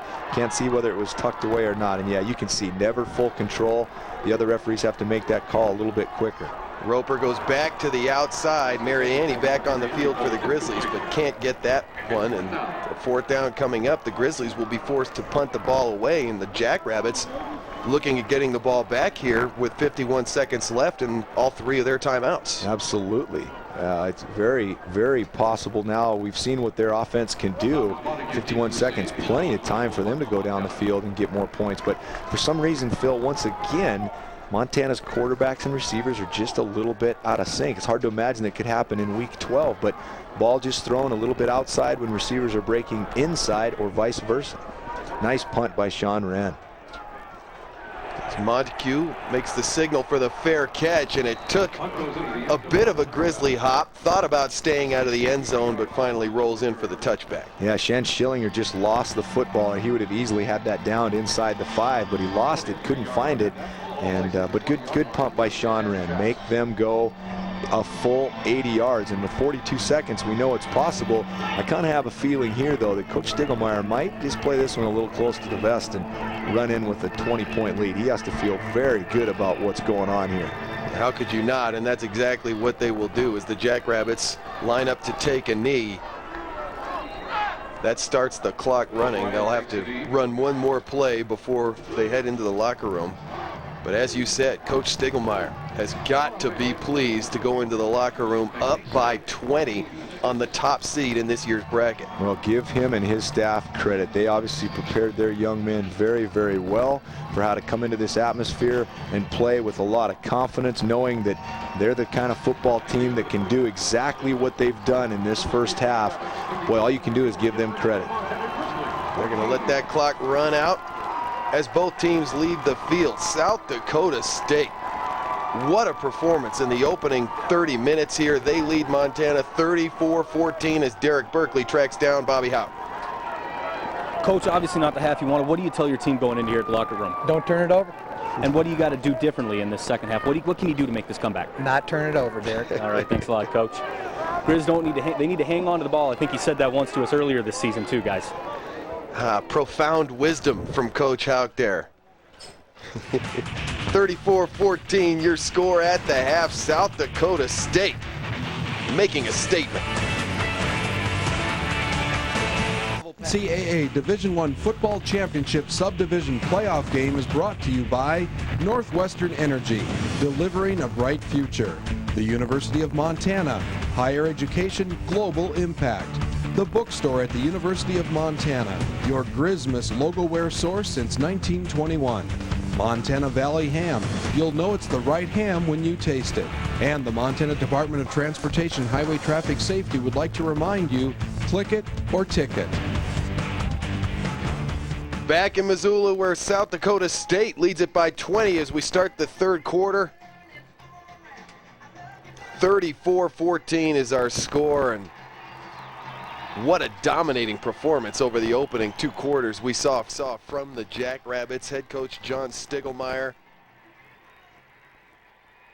is back out of the locker room. He just spoke with Derek Berkeley as we go back down to the field. Well, guys, I did just talk to Coach Stiglmeyer, and he was telling me that really the key to that first half, they made less mistakes than Montana. Not that they didn't make any mistakes, they just made less mistakes. He was very happy with how hard his team played and how ready they came to play from the opening kickoff. I asked him what do they got to do to make sure this game ends with the same score they got up there right now, and he said, don't let up. You got to keep playing hard. They have to keep coaching confidently, he said. Don't get tentative. Coach confidently, play confidently, and they'll come out with a big win, guys. Thank you, Derek. It certainly would be a big win, as South Dakota State has never won a playoff game in the history of its football program. This is only their second postseason appearance in the history of the program. We said in the first half, the last time they made the playoffs was as a Division II school 30 years ago in 1979, and they lost in the first round there. But just what a performance in that first half. I mean, they dominated the Grizzlies on both sides of the ball. Kyle Manette already 100 yards rushing on the day. Meanwhile, Chase Reynolds has just 9 or 18 yards and the 1 touchdown. The Grizzlies as a team have rushed for 0 yards on the day. Well, and if you're a South Dakota State fan, if you're back in Brookings, South Dakota, or anywhere in the state of South Dakota, you have to feel very good. Coach Stiglmeyer, I can tell right now just the personality of this team. There will be no let up. Very impressed with the interview of the athletic director, Justin Sell, at halftime. And again, you can tell the confidence and the way they are going about their business at South Dakota State. It just permeates through the program. I got a lot of good things going there at South Dakota State. Tyrell Cool with a good return for the Jackrabbits out to the 39-yard line. So a short field for South Dakota State as they take over to start the third quarter. Well, and you could emphasize the turnovers, Phil, which you have to do, but really 3 for Montana, 2 for South Dakota State, and both teams have taken advantage of them. So you could say really it's 21-14, and there's that play again, and Montana definitely made a great halftime adjustment. The same direct snap, pull the backside guard around to lead up for Kyle Manette, but this time Montana not only sniffs it out, but for a 2-yard loss. Well, the Grizzlies defense is going to have to make some stops here in the second half. That's a nice adjustment right there by the middle linebacker. Sean Lebsack fits nicely to the outside and forces Manette back inside. They were able to get to the edge on that play at will in the first half, but Lebsack fits nicely and forces it outside. 2nd and 12, and Manette back across the 40. Stopped by Eric Stoll just short of the 45. Well, just another isolation play. They shift, put that tight end back in the backfield, the I formation. He's going to lead directly on a linebacker. Hand the ball. Look at the movement up front at level 1, which is offensive line on defensive line. Just a fantastic job of moving the line of scrimmage and opening up an initial big hole. Of all the success that the Jackrabbits have had moving the ball today, they're just 1 of 8 converting on 3rd down and make it 1 of 9 as the swing pass intended for Manette falls incomplete. And so the Grizzlies needing a 3-and-out to start this second half, and the defense comes up with it. They did. They had to have a 3-and-out. No, nothing else could have happened for them in this drive but to go 3-and-out, force a punt. Nice job, Grizzly defense. We saw Mark Mariani shaken up towards the end of the first half. He is deep to return this punt. Stands at the Montana 15-yard line. And there will be a return as he stays on his feet, cuts it upfield, and is stopped just across the 15 out to the 17-yard line. Again, rarely, I'm trying to think if I've ever seen the first guy make the tackle on Mark Mariani. So good at making the first guy miss, and then the place gets exciting because Mark Mariani continues to make guys miss and accelerate up the field. And Justin Roper will come out and start the second half at quarterback for Montana. Well, Grady, we talked during the half there. I mean, still 20 points. It's still just a 3-possession ball game. How important is it for this Montana offense to put some sort of points on the board on this possession? Well, you know now that you're going to get a limited amount of drives. I mean, obviously in a halftime, what are you looking at? Maybe 5, 6 at the max drives, times that you'll get touches, and you're down by 20. So you got to score 3 touchdowns or, you know, put together a couple touchdowns and a couple field goals. So really, you've got to be very efficient and get scores on almost every drive you get in the second half. And as we saw with the Jackrabbits opening possession, I think we can expect a heavy dose of Kyle Manette here in the second half. in an attempt to run some clock. And there was a throw intended for Mark Mariani. Nearly intercepted, and Mariani's looking for the flag. And once again, I don't understand it. This is game 12, but there just looks like there's so much miscommunication, almost confusion between quarterbacks and receivers. Ball. And it's just something that you just don't see all year out of the Montana passing game, just very out of sync today. That was Derek Domino nearly hauling in the pick. Instead, it's incomplete and brings up a 3rd and 9 for Montana. The Grizzlies just 1 of 7 converting 3rd downs today. Roper buying himself some time, throws to the sideline, and it's caught by Sam Gratton for the 1st down. Sam Gratton has stepped up big out of Billings Senior High School, has really come on of late, had a nice year, but of late has come on, inserted into the starting role. Nice adjustment to right here. This is scramble rules. You run your route, but you see your quarterback scramble, and there are rules of what to do when the quarterback is either scrambling towards you or away from you. Sam Gratton adjusts his route. Excellent job. Big 1st down pickup for Montana. Roper has Chase Reynolds swinging over the middle. A short gain there for Reynolds. Jimmy Rogers, the outside linebacker, has played very well today. He forced on a blitz in the 1st half, an errant throw by Roper this time. Little circle route out of the backfield, and Rogers is all over it. He's had nice coverage a couple times on the Montana tight ends. Rogers, the senior, a 3rd-year starter, had led this Jackrabbit squad in tackles the past 2 seasons, and this time Roper sacked. It's Brian Fisher, the junior out of Ashton, Iowa, coming up to make the sack, his 3rd of the year. Well, it's a little twist inside. You see the 2 defensive tackles will twist. One will go across the center's face, the other one will wrap around behind him, and it's really the first time that the defensive front of South Dakota State has been able to get pressure. Montana's offensive line has protected well all day, but that time the twist inside with the 2 tackles leads to the sack.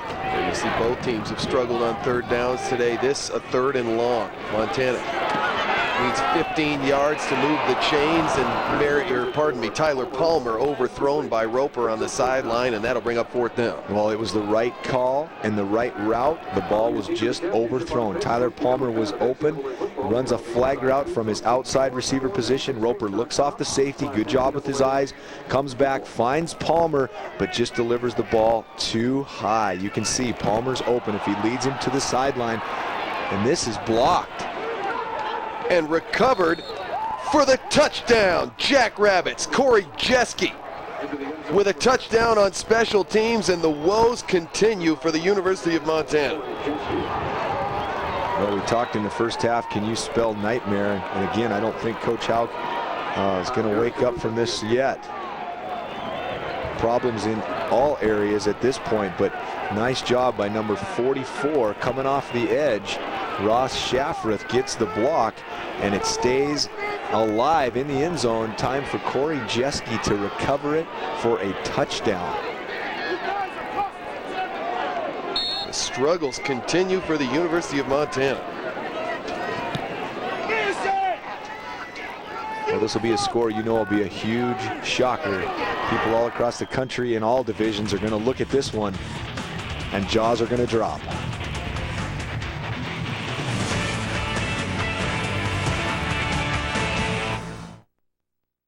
I'll be honest with you, that whole Brett Favre thing was really hard to keep track of. So we had to come up with a system. You're sure? All right. He's coming back. He's coming back. He's coming back. He's coming back. He's coming back. So is it 1 if retired, 2 if unretired? I think it's the other way around. That makes sense. Coming into today, Sean Wren had not had a punt blocked at all this year, but the Jackrabbits, well, they've done a number of things to the Grizzlies so far today that they haven't seen so far this year. Well, and you can see, Phil, just a simple, a poor execution. They didn't overload a side. They didn't bring anybody special or have any special scheme. The Grizzly blockers just simply stepped to the wrong people and allowed Shafrath to come right up the middle untouched. Mark Mariani takes this kick out of the end zone. Follows his blocker across the 20. Tripped up at the 30. This ball will be spotted at the 37-yard line. So Mariani with another big return to set Montana up with a shorter field, and Andrew Sell will come back in at quarterback, and this offensive unit, boy, they need to get something going. Well, we said at the beginning of the half you're going to get a certain amount of drives, and now down the amount that you're down, you've got to score on every one of those drives if you have any chance of coming back. Especially the way the Jackrabbits have been able to run the ball on offense. Here's Thomas Brooks Fletcher getting the handoff on first down, takes it out across the 40 for a 3-yard gain.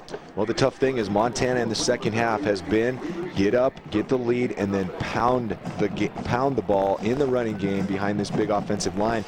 Well, they really can't afford to do that now. They are going to have to throw the football pretty much the rest of the second half, which is not what they want to do. No, certainly been a second half team that we've seen put together those punishing drives late in games that run the clock. Not the case today, as Sell forced out of the pocket. And he's tackled short of the first down marker by Derek Domino. Derek Domino, a big, rangy outside linebacker, runs well. But here's what it changes. It changes everything, because now you take the MVP, co-MVP of the Missouri Valley Football Conference, Danny Batten, number 54. He knows you're going to throw now. He can change his entire approach to the game, pin his ears back, and rush the quarterback. So it really changes everything. Sell off the play action. Slings it to the outside. Gratton cuts it upfield into Jackrabbit territory. A 5-yard gain for Gratton. Well, when Andrew Sell played at Billings West, now not that they didn't run the ball very well also, but there was times where Sell threw the ball a lot and knows how to do it. So if anybody's in the game that can wing it around 30 or 40 times, it's Andrew Sell.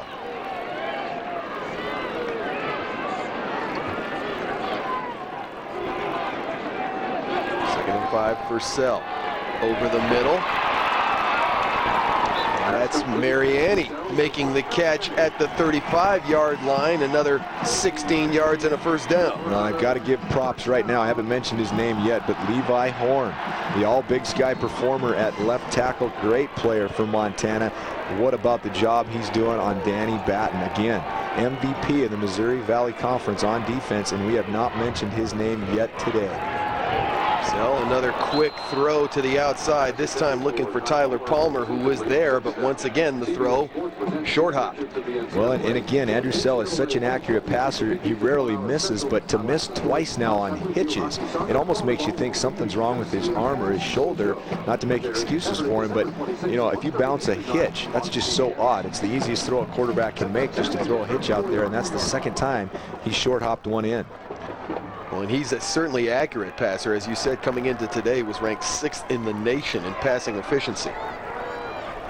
Well, it was a matchup that was kind of fun to watch. You got the 6th ranked passer in efficiency going against the number 1 pass efficiency defense. And that's Mariani with another first down grab, tackled by Cole Brody inside the 25. Well, they're having success over the middle right now, whether it's with their tight ends over the middle or bringing their wide receivers on crossing routes and in routes, dig routes across the middle of the field.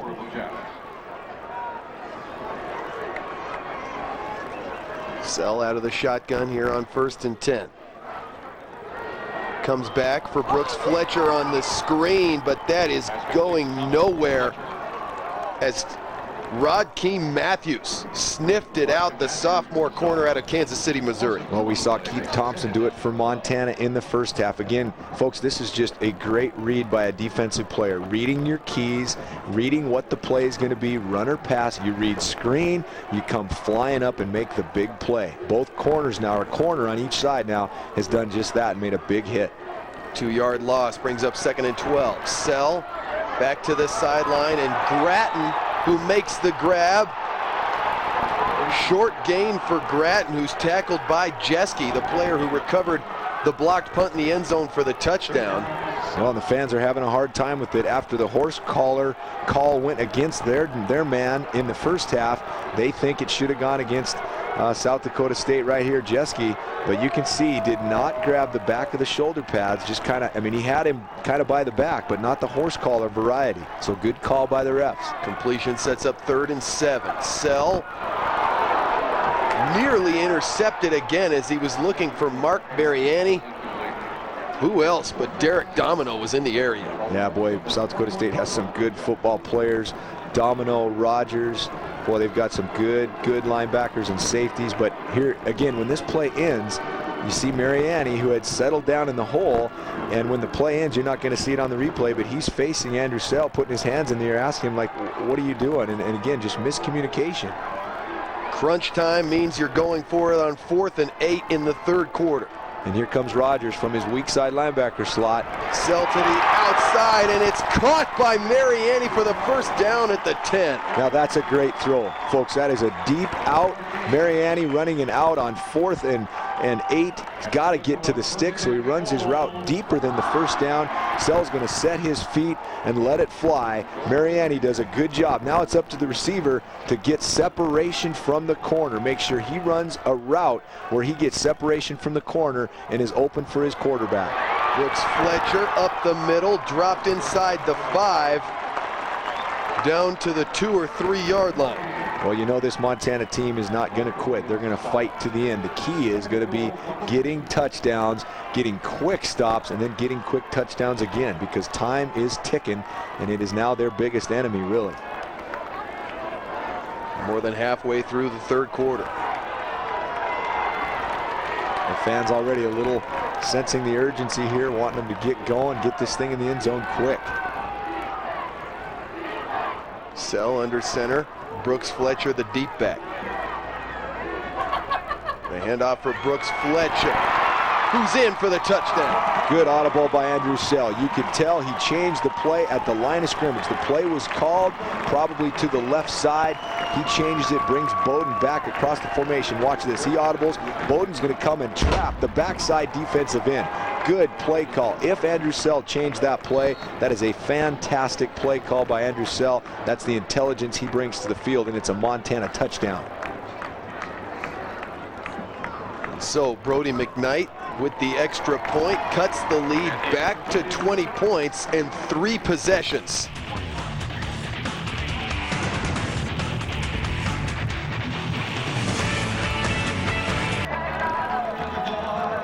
The Montana offense cuts the lead back to 20 points with 6:45 to play in the 3rd quarter here in Missoula, Montana. In the opening round of the FCS playoffs, the Grizzlies, the top seed in this year's bracket, coming in off an unbeaten regular season, but it's been a different story here today with South Dakota State not being intimidated in the slightest, and they get the ball back here after the Grizzly touchdown. Well, let me take this opportunity then to take my jab. We're going to get one a year at the BCS. How can you not have a playoff system? I am sorry, because here's South Dakota State. I don't care whether they're ranked 11 or if somebody thought they were 16, they're playing the number 1. Who cares? The fact is, you got to play the games. You cannot tell me that a Cincinnati or a TCU or a Boise State, if given the right, that's why they play the games on the schedule. Anybody on any given day, because of things like turnovers and penalties and whatever, can beat anybody. And it is an absolute travesty. And I hope somebody from the BCS hears me and wants to call me and get upset, but this is what it's all about. FCS playing it out right here on the field. Scoring Drive brought to you by MontanaGrizzlies.com. For news and stats on all Grizzly athletics, log on to MontanaGrizzlies.com. And here's Glenn Fox down inside the Montana 5. Glenn Fox, the senior wideout out of Fairfax, Iowa, with a big catch.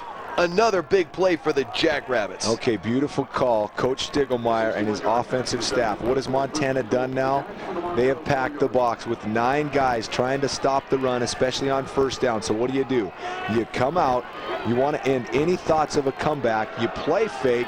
You know 9 guys are in the box. You've got Trumaine Johnson on your best wide receiver, Glenn Fox. It's one-on-one.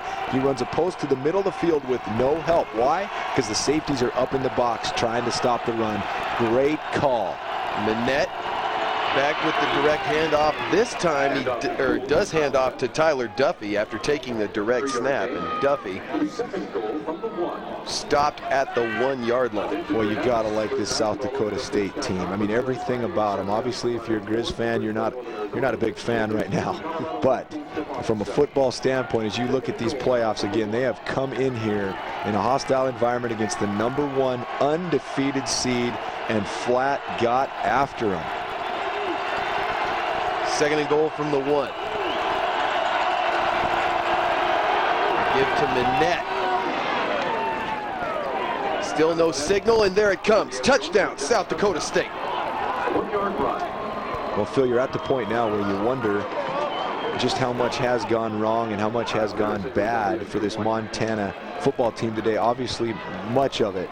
But how good is this South Dakota State team? Wow, and how good is the Missouri Valley Conference? You know, those are things you really don't know. And again, that's why you have a playoff system, because until you match up these teams and let them play it out on the field, how can you tell? And I guarantee you, a computer can't figure all that out.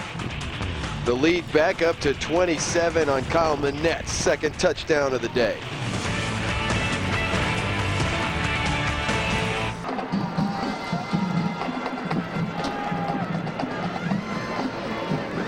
South Dakota State leads at 48-21 with 5:40 to play here in the 3rd.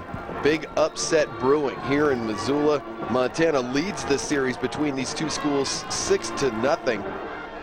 So the Jackrabbits looking for their first ever win over the University of Montana, and doing it in style as Mark Mariani takes the kickoff across the 30. Nearly tripped up. And Mariani in for the touchdown. He is so explosive. His ability to accelerate so quickly is on highlight, folks, right here. As you see this replay, 3 or 4 different times it looks like a Jackrabbit is going to make the tackle, almost does at the end of the play. But watch how Mariani can accelerate from nearly slowed down or stopped to full speed. It is just simply amazing. Right here's the first one, accelerates through the hole much faster than anybody's anticipating. And then as he accelerates to the edge, watch here, number 18 has a chance at him. He's going to lay out, almost stop, and then accelerates right back to full speed. You cannot see the defender that looked like, you see him at the very end there, it looked like because of that near trip he was going to get caught, but again, right back to full speed within a yard or a step. Unbelievable.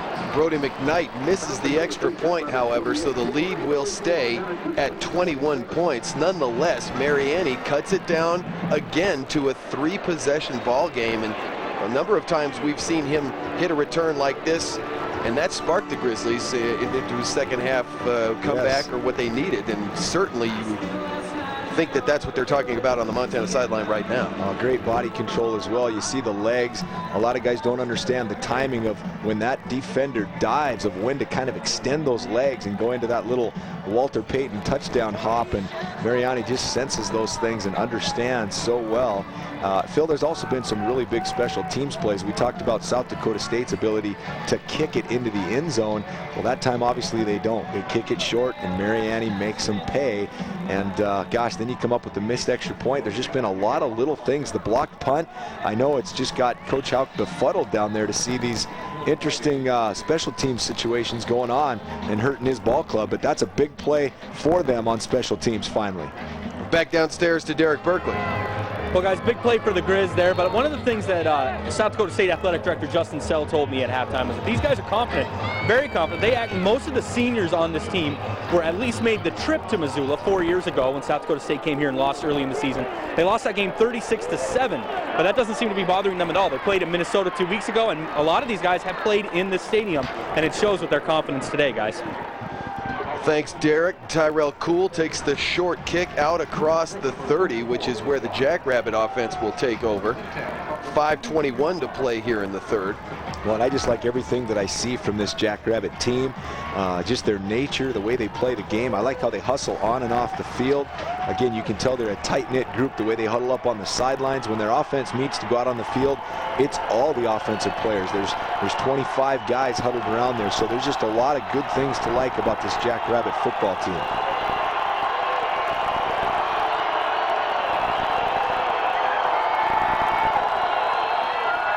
handoff goes to Duffy, who picks up about 3 on first down. Tyler Duffy, the junior running back out of Brookings, South Dakota.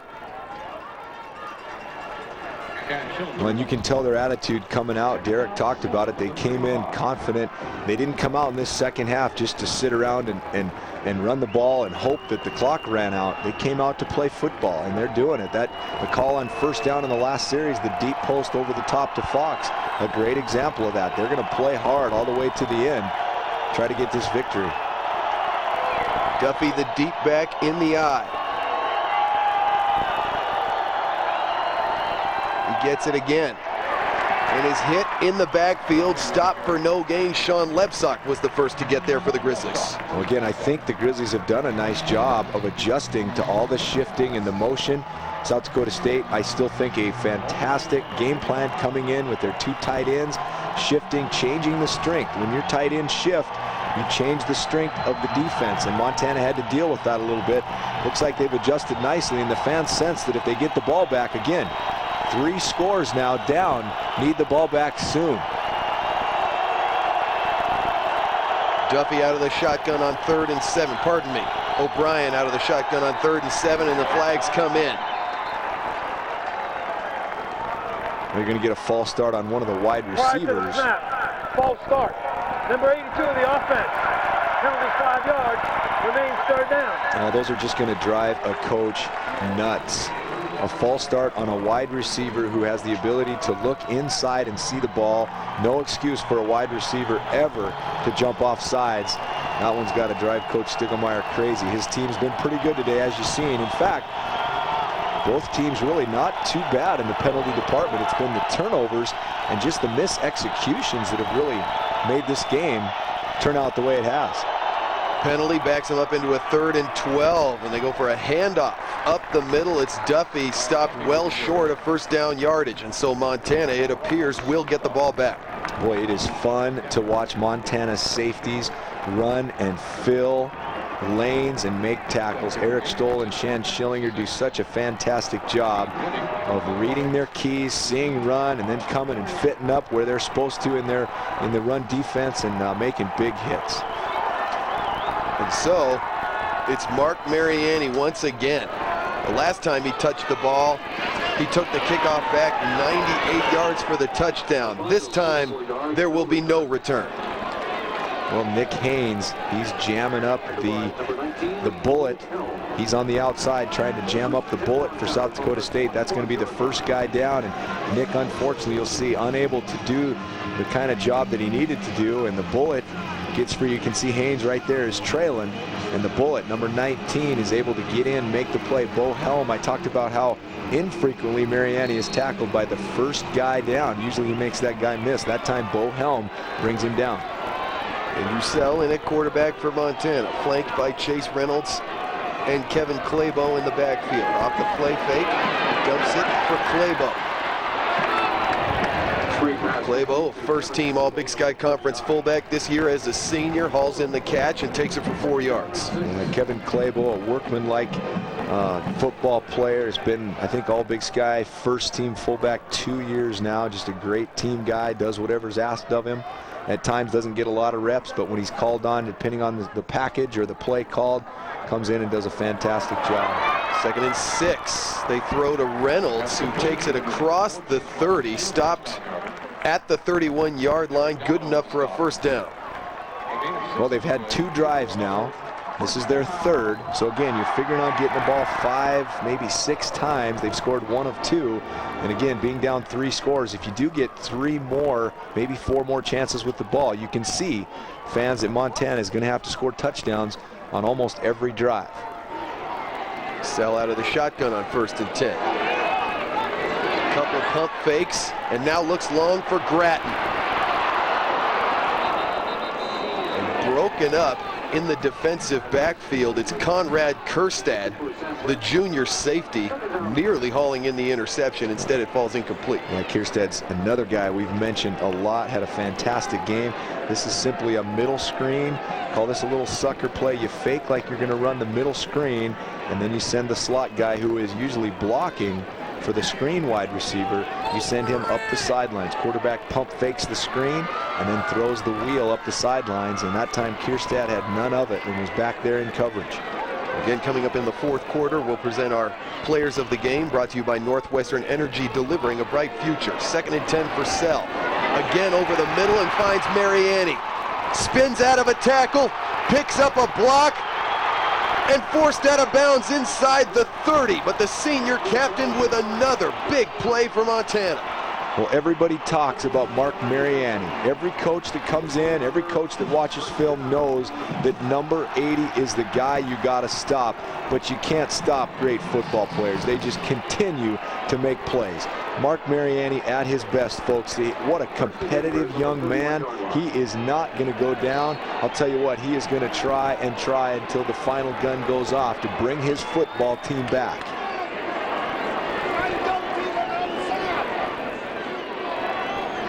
Sell.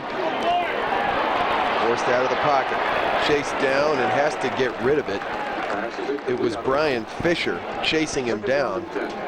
The incompletion will bring up 2nd and 10. You know, Brian Fisher, the interior lineman for South Dakota State, has done a nice job today, has played very well. Several times now he's made plays down the line of scrimmage, and we saw early in the game Basham, the other defensive tackle, make a huge hit playing down the line of scrimmage on Chase Reynolds and forcing a fumble. So really the interior linemen today for South Dakota State have been the impressive ones. 4 split wide for Sell out of the shotgun on 2nd and 10. Chase Reynolds is the back. Sell has good time, slings it to the outside, and has Dan Bowden, the tight end, good for 9 yards, dropped at the 22-yard line. Well, even though Andrew Sell does not want to be in this position down by 21, it's kind of a quarterback's dream right now. You're down, you get to wing it almost every single play and have a chance to bring your team back from an improbable deficit. Fun situation to be in for a quarterback if you can make it happen for your team. Here's Reynolds. Still on his feet, and it appears from the spot that he was able to get enough to move the chains, and we'll have to take a look. Well, and you can see the fight in these Grizzlies. Obviously, you would expect nothing less, but boy, what an impressive thing to watch guys like Mark Mariani, and look at Chase Reynolds here. Short of the first down, but he's going to fight, and they're right. There was definitely a face mask there. The Grizzlies were asking for it, didn't get the call, but just love to see the fight in these football players. Under a minute to play here in the third quarter. Here comes the blitz from South Dakota State. Sell goes to the end zone, and it's incomplete. And I think you're going to get, either going to get a holding on Chase Reynolds, or you might get hands to the face, roughing the passer call. Personal foul, roughing the passer. Yes. Contact to the head, number 36 of the defense. Penalties half the distance to the goal, first down. That's Isaiah Jackson. He's made a couple nice plays today. Sometimes when the blitzer comes in, they'll jump to block the pass. You'll see he's going to jump to deflect it, and when they do that, I don't think he does that on purpose, but sometimes when you jump to try to knock the pass down, you end up having your hands hit the quarterback in the head, and that is definitely a dangerous act and going to be a penalty every time. Montana moved down the field quickly and a chance to score again. Sell gets the corner and runs out of bounds, able to pick up about 3 yards, forced out at the 8-yard line. Montana can still get a first down if they get to the 1. Well, Jake Steffen, he's the brother of the wide receiver who's had a couple big plays today. Good speed from his defensive end position. Looked like Sell had the corner very easily, but Steffen with good speed chases him down, strings it out, only gains a couple.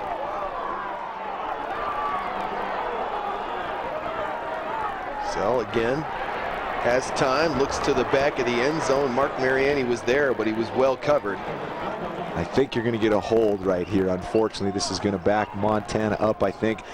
Personal foul, illegal leg whip block, number 72 of the offense. Oh, boy. Penalties 15 yards, remaining second down. I don't know if you'll be able to see the replay right here, but a lot of times when an offensive lineman is getting beat, maybe it was a good move, doesn't want to get his quarterback hit, so he will basically, it's a tripping call is what it is. He'll leg whip. We'll see if we can see it. You should be able to see it pretty good. Okay, yep. Tries to cut. The defensive end does a nice job right there, getting his hands down on the cut block attempt and playing off it just like they're taught. Levi knows that his cut block was not effective, so all he can do is try to leg whip, reach the legs out to keep the guy off his quarterback, and that's the call. Backs Montana up into a 2nd and 22 now. Sell. Throwing underneath to his tight end, Bowden, who makes a great catch at the 15-yard line. That gets 9 yards back for Montana, who will be looking at a 3rd and 14 from the 15. Again, they can get a first down inside the 1-yard line. But we'll have to wait until the 4th quarter to see what happens. 48-27, South Dakota State clinging to a 21-point lead.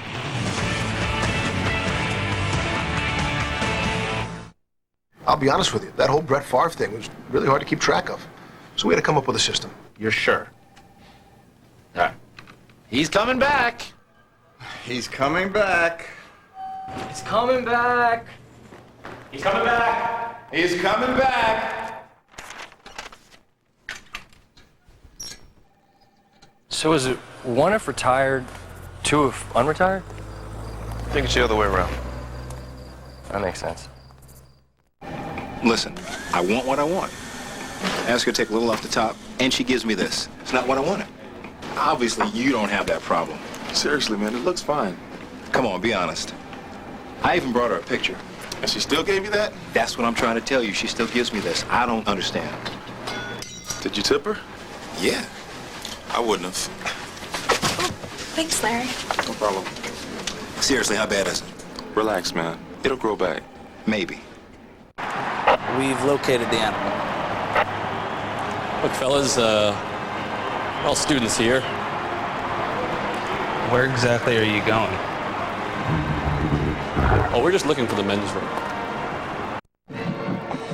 3rd and 14. Top-seeded Montana with a 3rd and 14 from the South Dakota State 15 as we begin the 4th quarter here in Missoula. Phil Buck, Grady Bennett, and Derek Berkeley. South Dakota State looking for their first ever postseason win as a football program, and what a win it would be if they can hold on here today. But they have 15 minutes to play and a very good Montana team to keep out of the end zone. And here is Mark Mariani with a touchdown for the Grizzlies. First play of the 4th quarter.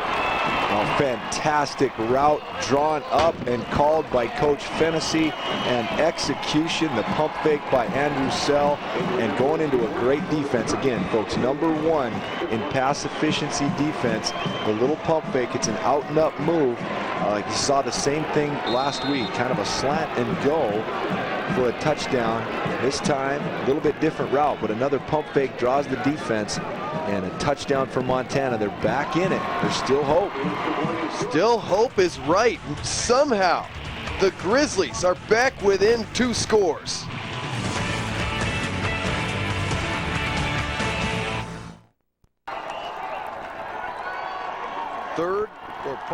Unbeaten Montana. Trailing by 2 touchdowns here with 14:56 to play in the game.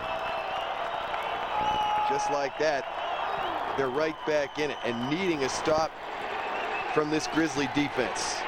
As the kick from Brody McKnight, taken by Cool and stopped short of the 25-yard line. And so the Montana defense comes back out needing a stop as you get another look at the touchdown to Mark Mariani. Of course, the scoring drive brought to you by MontanaGrizzlies.com for news and stats on all Grizzly athletics.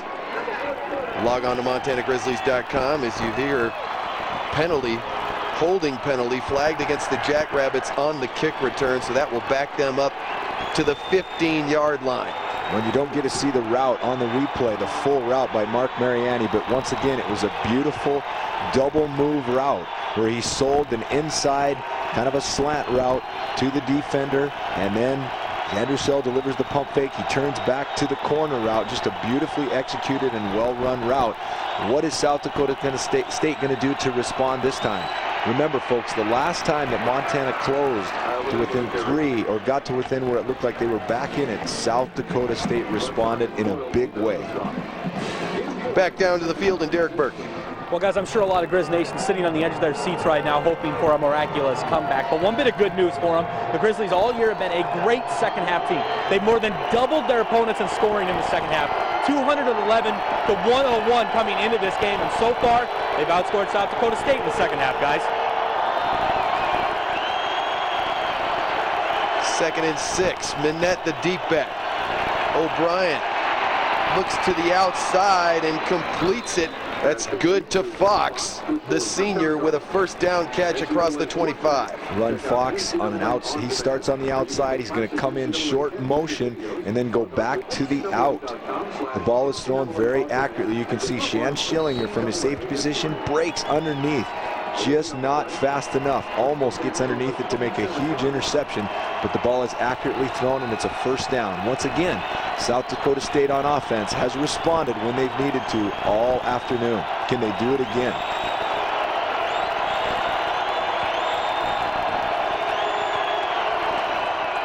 Minette takes the handoff and gets the corner on the left side. Hit by Eric Stoll after a 10-yard gain. And boy, he does. He is the whole package, as we talked about from the open. Does not just do one or two things well. He does everything well. Look at the speed here. Alex Shaw dead to rights, but just simply runs around him. Alex Shaw had come up, his shoulder pad square, looked like he was going to make a tackle on the line of scrimmage, and Minette bounces outside, accelerates, and gets the first down. 30 carries for Minette today, 129 yards and 2 touchdowns on the ground. Look for more of that here as the Jackrabbits look to eat some clock. This time, Minette stopped in the backfield. Well, Montana has to do it, obviously, and they've been doing it most of the second half, but just committing safeties to the box to stop the run. 9 guys packed in there, and really the only option, you're running into the teeth of 9 guys. There's no way you can block them all. The option is to play fake and go over the top. They did it once early in the third quarter for a big play, led to an eventual touchdown. Look to see if they do something like that again. A 2-yard loss brings up 2nd and 12.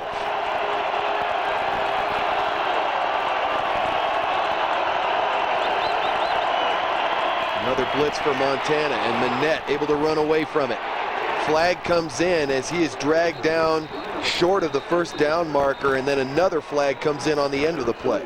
Unfortunately for Montana, these might cancel out.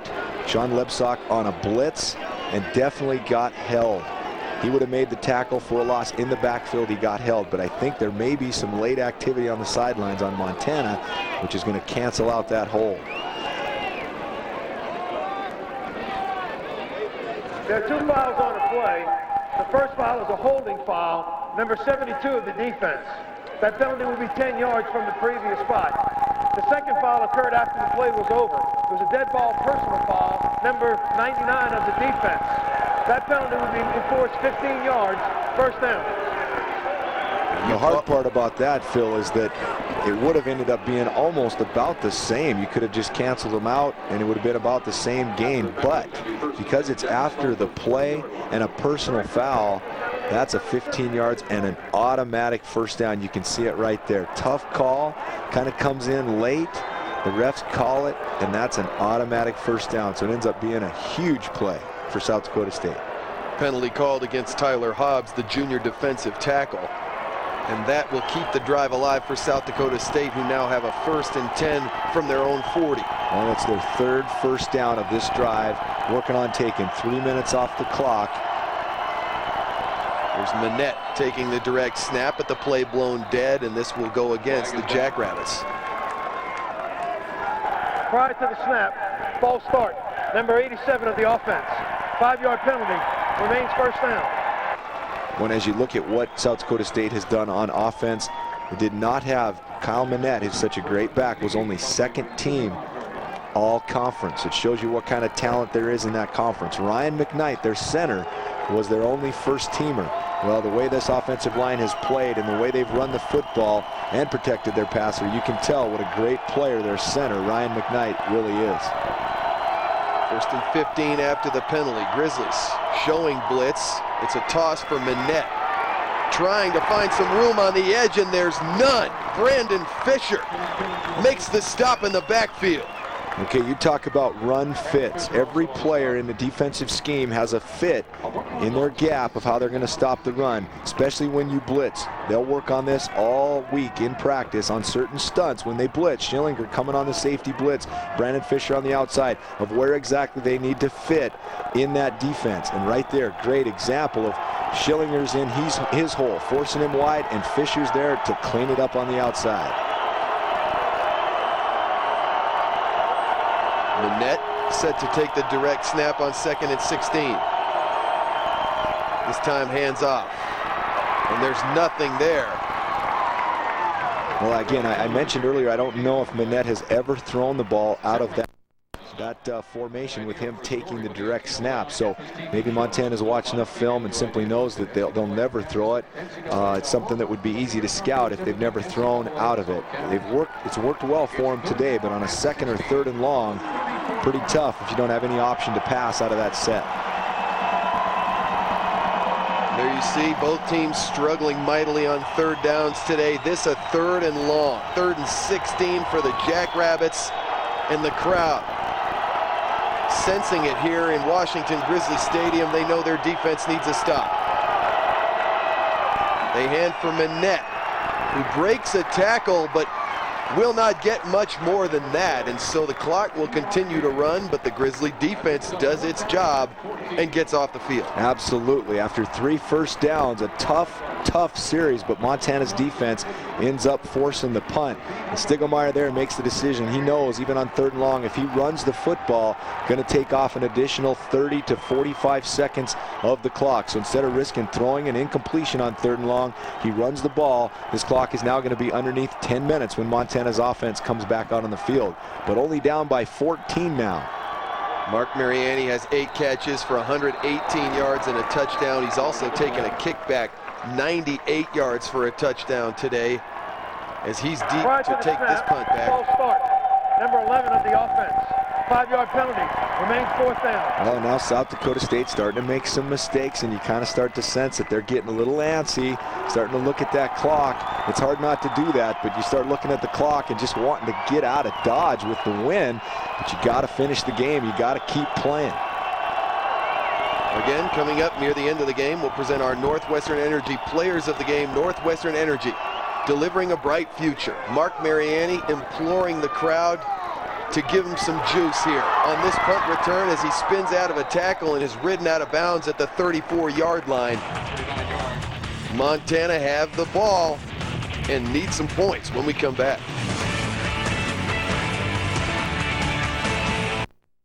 Hey, we're ready. What are you guys doing? Hey, Chris. Herbie here put his favorite Alabama plays together for our pregame video. Let me check it out. Sure. Hi, my name's Kirk. My friends call me Salsa Boy, and this is my submission tape for Dancing with the Stars. What's wrong? Yes. So wrong. I just love to get down. Go, Salsa Boy.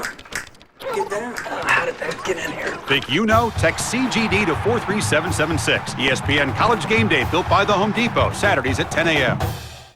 Hey, there he is, the machine. What are you talking about? That's what they call you, right? Machine? I'm not a machine. A machine? The machine, right? Guys. I'm not a machine, okay? I'm just Albert. Whatever. Not a machine. Why didn't you eliminate them, Albert? Shut up.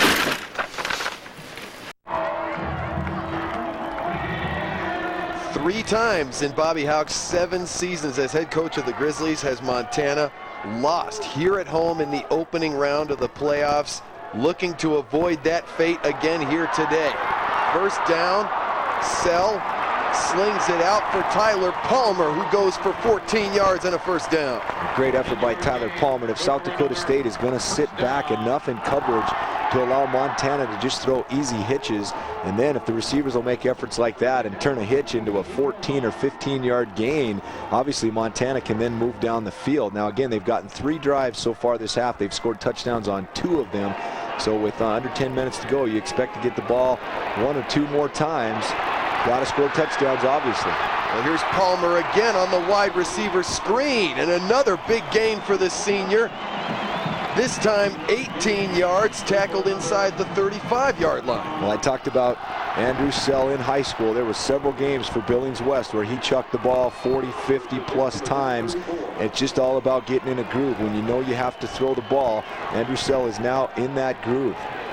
He knows he's going to throw it every time. He's settling in, making great reads, moving it down the field.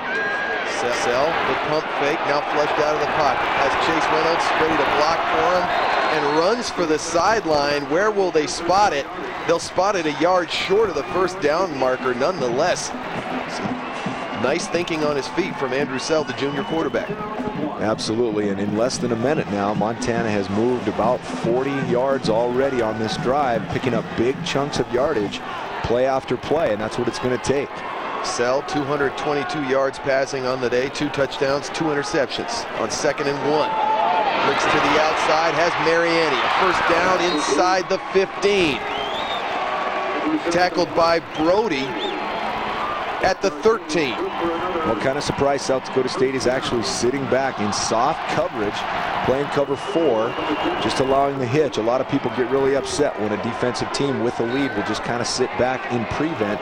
There's obviously a strategy and a time to do it, but right now Montana picking up big chunks of yardage without having to do too much, really, just running hitches. Sets Sell up with a 1st and 10 from the 13. Here comes the blitz from the Jackrabbits, picked up by Chase Reynolds. The fade for Failer in the end zone, and he's overthrown. Incomplete was the ruling on the field for Steve Failer. Well, 2 things on this play. Watch the running back. You talk about a complete back. Bam, right there. Chase Reynolds steps up, picks up the blitz. Great job blocking. You see a lot of jousting going on. The Grizzlies had the matchup they want. They've got a big tight end with about 8 inches. A lot of jousting going on, but that's a good play by both guys trying to make a play on the football. Credit Cole Brody, as you said, giving up 8 inches to Steve Failer there and still making a play to break up the pass. 2nd and 10 now from the 13. Reynolds making his way up the middle, tackled inside the 10. Well, they haven't run the ball very much today, mainly because they've gotten down. When you look at the rushing stats tomorrow, it's going to look like Montana had an awful day running the football, but the game got away from them and they really were forced to throw it. But that was a good inside zone play right there, and Chase Reynolds picks up 7. 3rd and 3. Reynolds breaks a tackle. The second effort stood up short of the goal line, but it will be 1st and goal for the Grizzlies on the 1st down run from Chase Reynolds. 2 times running the inside zone down here. You see Chase will take it. He makes a good cut back as he's reading what his offensive linemen are doing, hits the hole hard. And then the only reason he's not able to continue to drive his feet like he does so well is the defender gets down around him and ties him up. Otherwise, Chase Reynolds is going to drive his feet and get that ball in the end zone. Under 8 minutes to play. Reynolds is the deep back. 2 tight ends lined up to the left. Reynolds decides to go right and gets it to the pylon for the touchdown. Just like that, Montana's back within 8. You talk about guys competing. Who are those guys? Andrew Sell, he's competing. Chase Reynolds, how about the way this young man is competing? Nothing there up the middle where the play was called, so he's going to, all on his own, bounce it to the outside. Look at this. Nothing doing. He's going to bounce it to the outside and get it into the end zone. Montana back in this football game. Brody McKnight on to attempt the extra point. He's already missed one today. This attempt, however, splits the uprights and don't go anywhere. 7:35 to play in Missoula. The Grizzlies are back within 7. Right in the front. That's like winning the lottery, dude. Really? I got that spot once. Morning, you saying? Hey, guys. Hey. And the guy was about to go in, right? So I sort of duck under him, right. You know. Man, he pops out of the car. His chili is running so hot, right? I'm like, dude, it's a parking spot. Relax, right? It's no big deal. Slow day, huh? Listen. Man, I would kill for that schedule. Me too, man. I'm telling you, me. Well, just like that, Montana showing how they got through the regular season unbeaten and have rolled into these playoff bracket as the top seed. Seemingly down and out Early here in the second half, the Grizzlies have roared back and have pulled within 7 here with 7:35 to play in the game. South Dakota State has played very well up until now, and they will look to put together some sort of a drive here on offense. As the kick is taken by Aaron Rollin across the 20, stopped just short of the 30-yard line. Well, there's been some huge special teams plays. I'm not sure, Phil, that I've worked a game with you where we've seen more big special teams plays all in one game. You've got Mariani's return for the touchdown. You've got a blocked punt by the Jackrabbits for a touchdown. You have a missed extra point. All those things are going to come down to have a huge factor in this game. 1st and 10 for the Jackrabbits from their own 29. Handoff for Manette. Not much there. Jace Palmer had the initial hit in the backfield. Manette actually turned it into a 3-yard gain. Well, that offensive line for South Dakota State has done a fantastic job on level 1. Again, that's offensive linemen on defensive linemen all day, opening up holes and moving that line of scrimmage. That time, one of the few times in the game, Jace Palmer able to play off the block of the tackle and slide in for a stop. Manette, 34 carries for 131 yards and 2 touchdowns today. And the snap fumbled by O'Brien.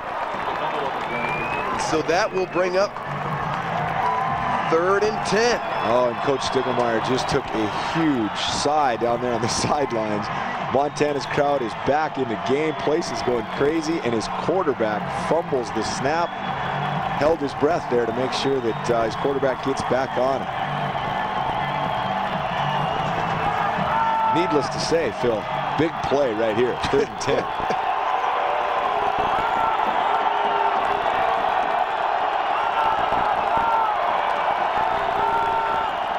O'Brien, here comes the blitz, and he's sacked. Brian Waldhauser, the sophomore out of Warden, Montana, came through unblocked for the sack. Well, it was a screen play. South Dakota State trying to set up a screen play. A little misdirection, but you've got to at least touch level 1. You've got to at least sting those defensive linemen. You can see everybody leaves immediately. The guard and the tackle release without even touching the defensive lineman. There's no way that a defensive lineman, he's going to get to your quarterback if you don't at least sting him first. And that's what happened right there. Punt taken by Dean Pretty. And Mariani tripped up from behind once again. It's Tyrell Cool making a play on special teams. Nonetheless, the Grizzlies have a short field as they take over with 5.5 minutes left on the clock. Well, you've got to give the bullets. Those are the outside cover guys on the punt team for South Dakota State. Give those guys credit because Coach Stiegelmeier has elected to continue to kick it to Mark Mariani. Maybe myself and everybody in the stadium thinks he's crazy for doing that, but he's getting away with it because of the outstanding coverage by his bullets.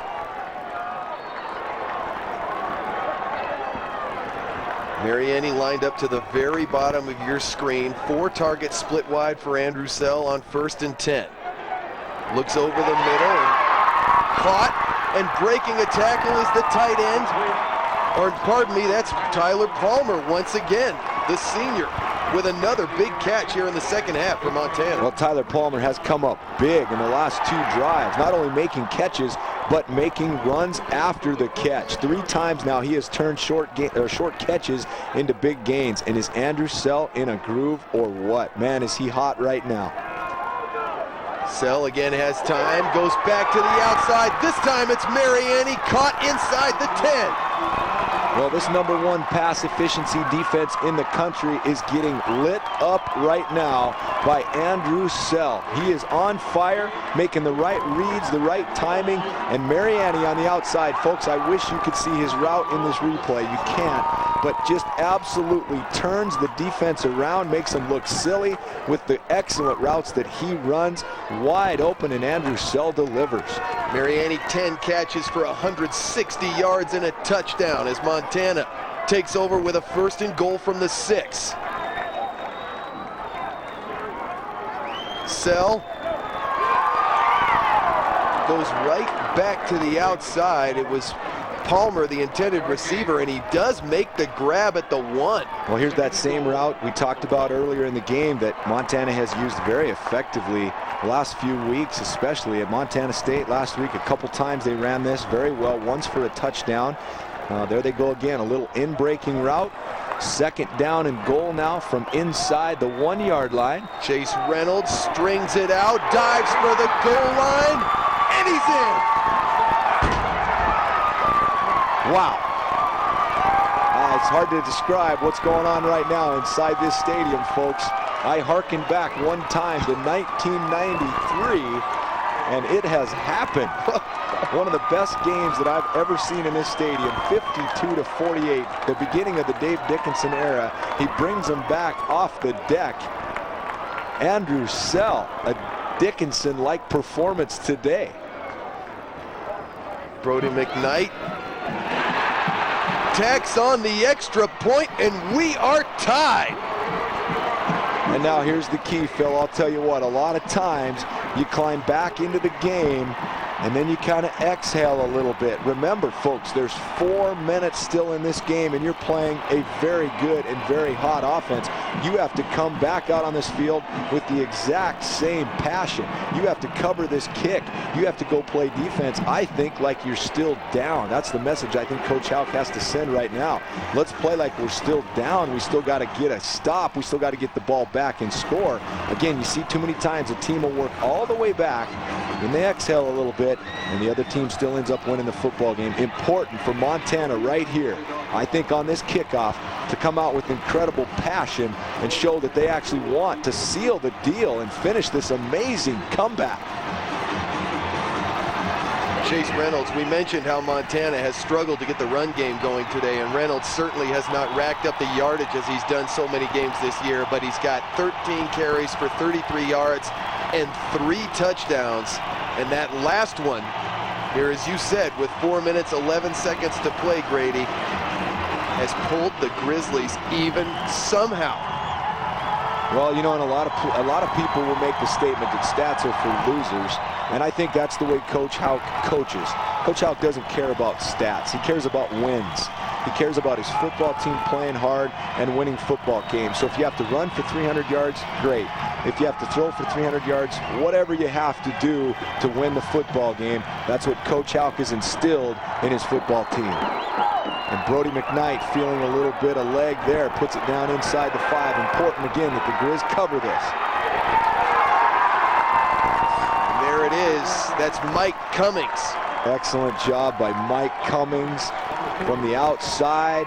Looked like the returner Cole Brody was going to make a cut, get back up in the middle. He had some room.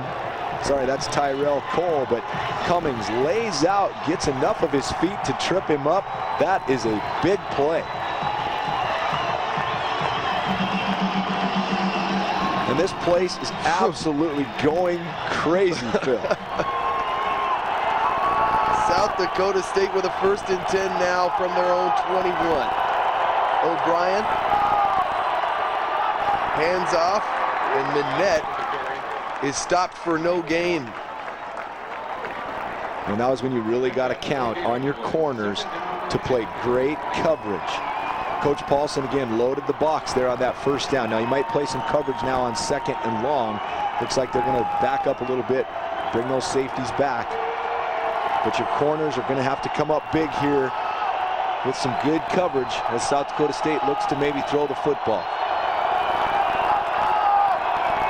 Getting rid of it quickly and incomplete as Sean Lebsock was there to apply the hit. Colin Kochart was the intended receiver, but Lebsock drilled him to force the incompletion. Now the punt return team is already lining up for Montana on the sidelines. They're excited. The second that ball was incomplete, 11 guys hustled down there and got on the mat, getting ready for punt return. They can sense it. Brandon Fisher was there on the stop as well for the Grizzlies. As that brings up 3rd and 10. South Dakota State just 1 of 12 on 3rd downs today.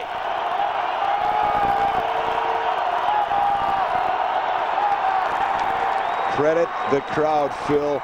Once again, when the crowd has needed to in big games. They go crazy and force a false start on the opposition. False start.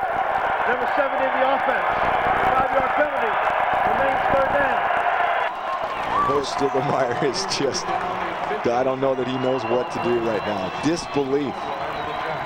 Well, his team, as we mentioned, does not have a lot of infractions called against them. The least penalized team in the Missouri Valley Football Conference. They average 4 a game. That, though, is their 9th here today. Brings up a 3rd and 15. They swing it for Minette on the screen, and he's bottled up. A very, very conservative play call, which I guess is okay. The great thing when you watch it, if you're a football fan, is to see a conservative play call like that and look at how many Montana Grizzly defenders get to this football. This is just simply amazing because they're back in coverage, folks. They're back in coverage, and yet look at how many end up getting to this ball. You talk about playing hard and rallying. Look at that. 9 maroon jerseys still get to a quick screen pass when most of them are back in coverage. And so Montana will have a shot to take the lead. Mariani with a chance to return this punt. Cuts it upfield, has it into South Dakota State territory. Dropped at the 42. Coach Stibbemeyer, I ask you, how many times will you continue to kick to Mark Mariani? Eventually, he is going to bite you, and sure enough, a good return right there. Montana now with 2:42 deep in South Dakota State territory to start the drive at the 41. Montana with all 3 of its timeouts remaining. Here you see Andrew Sell. What a second half he has had. Phenomenal. Andrew Sell, give the kid credit, especially after throwing the first 2 first-half interceptions and a fumble. Comes back just in a big way. Huge second-half comeback. He's forced out of the pocket and gets rid of it. Tried to feed it in for Failer, but it's incomplete. He was feeling the heat there as South Dakota State had a bunch of jackrabbits in the backfield. Now again, you got to adjust a little bit here. You're tied up now. 2:38. You're deep in South Dakota State territory. Now you can mix it up a little bit, run the football. You're kind of back to maybe your original game thoughts or game plan. Just got to move it down deep enough, at least for a field goal try here at the end of this game. There you see 40 pass attempts for Sell so far today. 2nd and 10 now from the 41. The other thing, though, is Coach Fennessy knows he's in a groove, so he's going to keep winging it. Gets Mariani inside the 35-yard line. It'll be short of the first down marker by about 3 yards. That'll bring up 3rd and 3. Well, I like that call because South Dakota State has sat back, been soft, and allowed the hitch most of this second half. So why not take a hitch right there? So come up with 7 yards and end up with a 3rd and 3.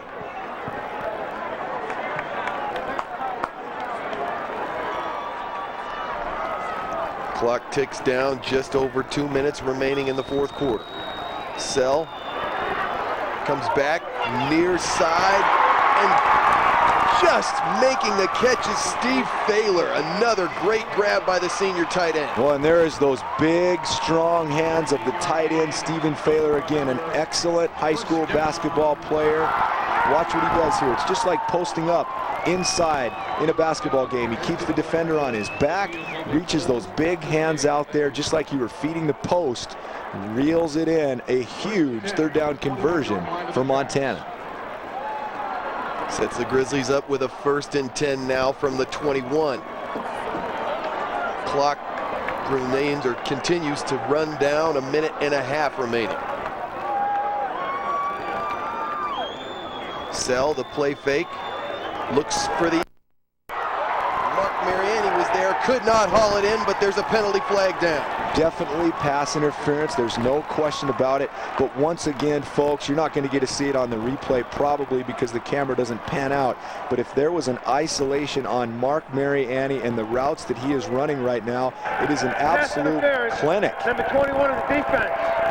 By rule, it's a full 15-yard penalty and a 1st down. Now This time he's run a couple of in fakes and went to the flag or to the corner a couple times for touchdowns. This time he fakes like he's going to the flag, but he turns it back to the post. Just a beautifully run route, and I have got to give credit to one of my favorite coaches, my old coach, Robin Pflugrad, the receiver coach, came in from Oregon, has come back to Montana and coached these wide receivers, and Mark Mariani was already an outstanding player, but I think Coach Pflugrad has done a fantastic job, and the routes that Mariani is running today are just beautiful to watch. Pass interference call sets him up with a 1st and goal from the 6 as Chase Reynolds tries the right side, and there's not much there. Well, and Coach Houck now will be content to run this clock all the way down and either get it in for the win or kick the field goal for the win. Well, I guarantee Coach Houck will be looking for a touchdown here. He had a chance to kick a field goal for the win at Idaho State earlier in the year, and instead chose late to go for the touchdown despite being out of timeouts, and it ended up working out. But he has said many times if he's got a choice, he'd rather not leave it up to the kicker. He'd rather punch it in for 6. Absolutely, especially if you've got a back like Chase Reynolds. The good thing now is you've got a defense that is big time on its heels, a defense that had played so well, but the Grizzly offense has set them on their heels now, and they are almost helpless, it seems, to stop this Grizzly attack. John Stiglmeyer called timeout. First timeout called of the half by the Jackrabbits. That stops the clock with 1:11 left to play. Well, he definitely has to do that, obviously, or else Montana will run all the time off the clock and then win it at the very end. So he's got to use his timeouts to give his team a chance, regardless of what happens at the end of this drive. The Grizzlies line up with 2 tight ends to the right side. Chase Reynolds, the deep back. Mariani in the slot. Ty Palmer lined up to the top of your screen. 2nd and goal from the 4. Dan Bowden, the man in motion in the backfield. And they go to the end zone, and it's caught for the touchdown. Mark Mariani with his 3rd touchdown of the day, and that gives Montana their first lead with 1:08 to play. Well, it's a beautiful call. It's a beautiful call, and here's why. Because Mark Mariani right now is unstoppable. Unstoppable, especially one-on-one with any of the defenders that South Dakota State can put on the football field. So you run a little play action, you know that South Dakota State is going to be in man defense. So you play act, and what happened? Mark Mariani is left man-to-man cover. There is no way that one-on-one, Kierstad's a great player, but he is not going to win that battle, and sure enough, touchdown Montana. Brody McKnight's extra point is good, and just like that, the top seed in the bracket is back on top. What a comeback from this Montana Grizzlies team, and credit guys like Mark Mariani, the seniors that did not want their careers to come to an end today. Unbelievable. Absolutely. This is about a group of guys really across the board. Special teams, defense, and offense that just flat had no quit. Had the word no, the word season over, not in their vocabulary. What a great effort. What an amazing just feat of competitiveness by these young men today. And again, Phil, it is not over. 108. We've seen what South Dakota State, again, it is key right now as a coach on that sideline to continue to remind your players there is 108 left. The same passion, the same intensity, the same desire. Play like you're still losing the game. Cover this kick. Go play defense. There's your MontanaGrizzlies.com scoring drive for news and stats on all Grizz athletics. Log on to MontanaGrizzlies.com. Mark Mariani, a career-high 12 catches for 171 yards and 2 touchdowns. He's also returned a kick, 98 yards for a touchdown. He's just simply a fantastic, fantastic football player, competitor. And I'll tell you, a lot of people ask, can Mark Mariani play at the next level? I'll tell you what, if he does not at least get a shot and get into a camp, this young man can play the game of football. Over 100 points scored here today at Washington Grizzly Stadium as Brody McKnight's kick is taken by Cool across the 20, just across the 25. Nice job, Brock Coyle, the young linebacker out of Bozeman High School, true freshman. playing this year as a true freshman, comes down and blows up the second wedge. South Dakota State has done a nice job with their kickoff return all day long. That second wedge is fit up in there nicely and really created some holes, but Brock Coyle came down and blew it up. Well, as if that touchdown catch for Mark Mariani wasn't big enough, he just broke the school record, his 27th career tug. As O'Brien feeds it in and completes it to Mike Steffen. Big gain out across the 40, and so with under a minute to play, the Jackrabbits say this game's not over. Absolutely, you know they're not gonna. We've seen Montana do it, not quit. South Dakota State is not gonna quit either. But now it is tipped, picked off by Severin Campbell and returned for the touchdown.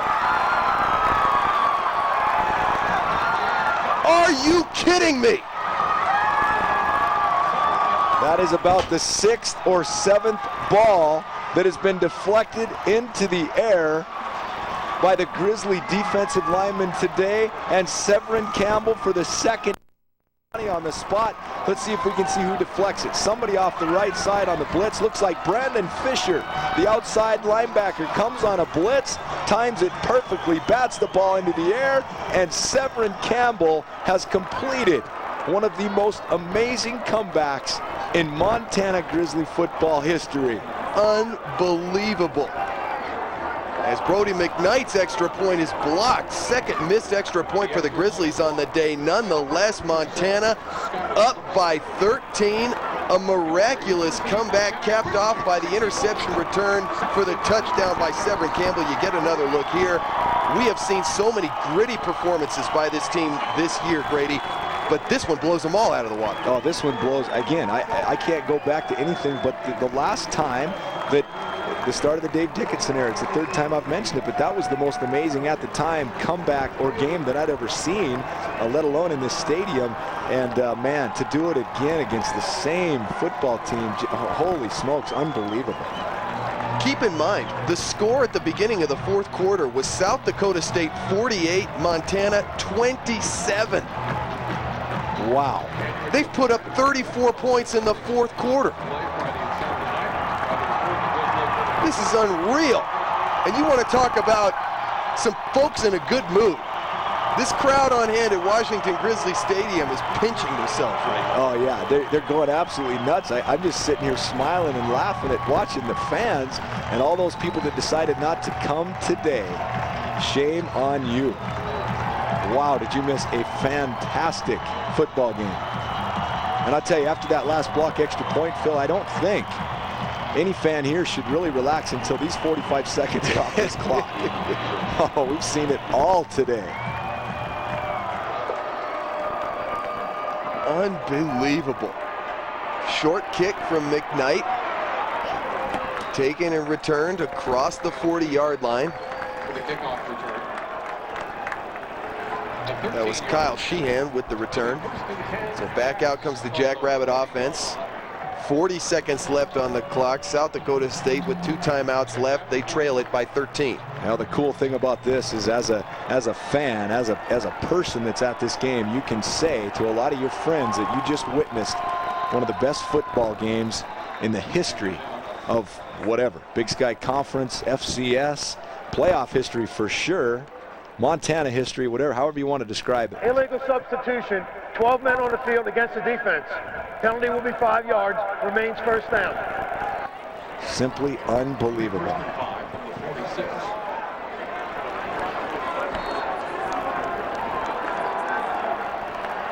A fresh group of backups now is in the game on this 1st and 5, 39 seconds to go. You might wonder why you put a lot of substitutions in, but remember, this is why Montana is so good. So much depth on defense. Imagine you're an offensive lineman who's played hard all day long, and all of a sudden you've got a fresh, hungry group of D linemen in there rushing your quarterback. Again, it's one of Montana's strengths. 2nd and 5 for the Jackrabbits. Looking to keep their season alive. What a game they played here today up until the start of the 4th quarter. A completion out to Aaron Rollin. Good enough to move the chains, or, well, just short of the first down marker, stopped at midfield. Under 20 seconds remain. O'Brien down the sideline, looking back for Rollin, and a flag comes in. We're going to get a holding call, I think, on Trumaine Johnson, maybe, as Rollin went by him. But again, with 14 seconds left, it's all going to be academic here pretty soon. South Dakota State was going to need to score quickly. I'm surprised they haven't taken more of a deep shot here in a hurry. Going to have to throw it to the end zone here pretty soon, and then all they can do now is throw it to the end zone, hope for a miracle, kick an onside, and continue their miracle. But it looks like Montana. Against the defense. The ball will be placed at the spot of the foul. First down. Right you are there, Grady. We mentioned South Dakota State has never beaten Montana. This is the 6th meeting between the two schools.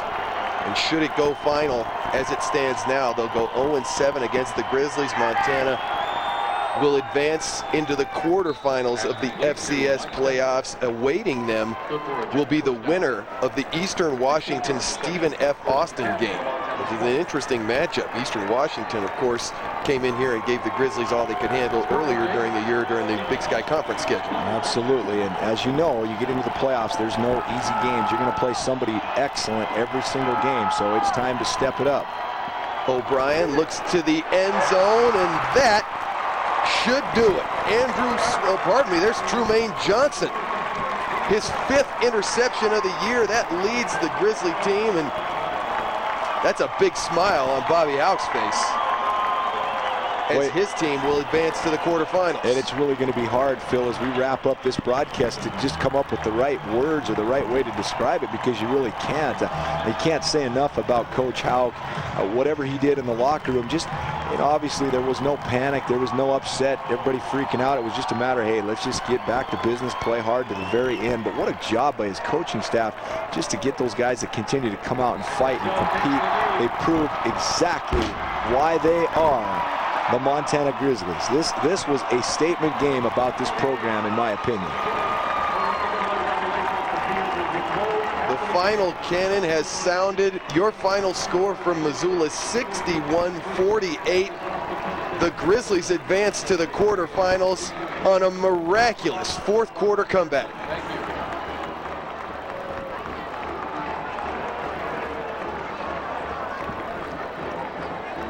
Well, I can't wait to hear what Coach Houck tries to say. I'm sure he's going to be lost for words as well. But again, I think this game is just a true statement about this Montana Grizzly program. Throw all the numbers up that you want, throw all the records up that you want, but the fact is, these guys play hard.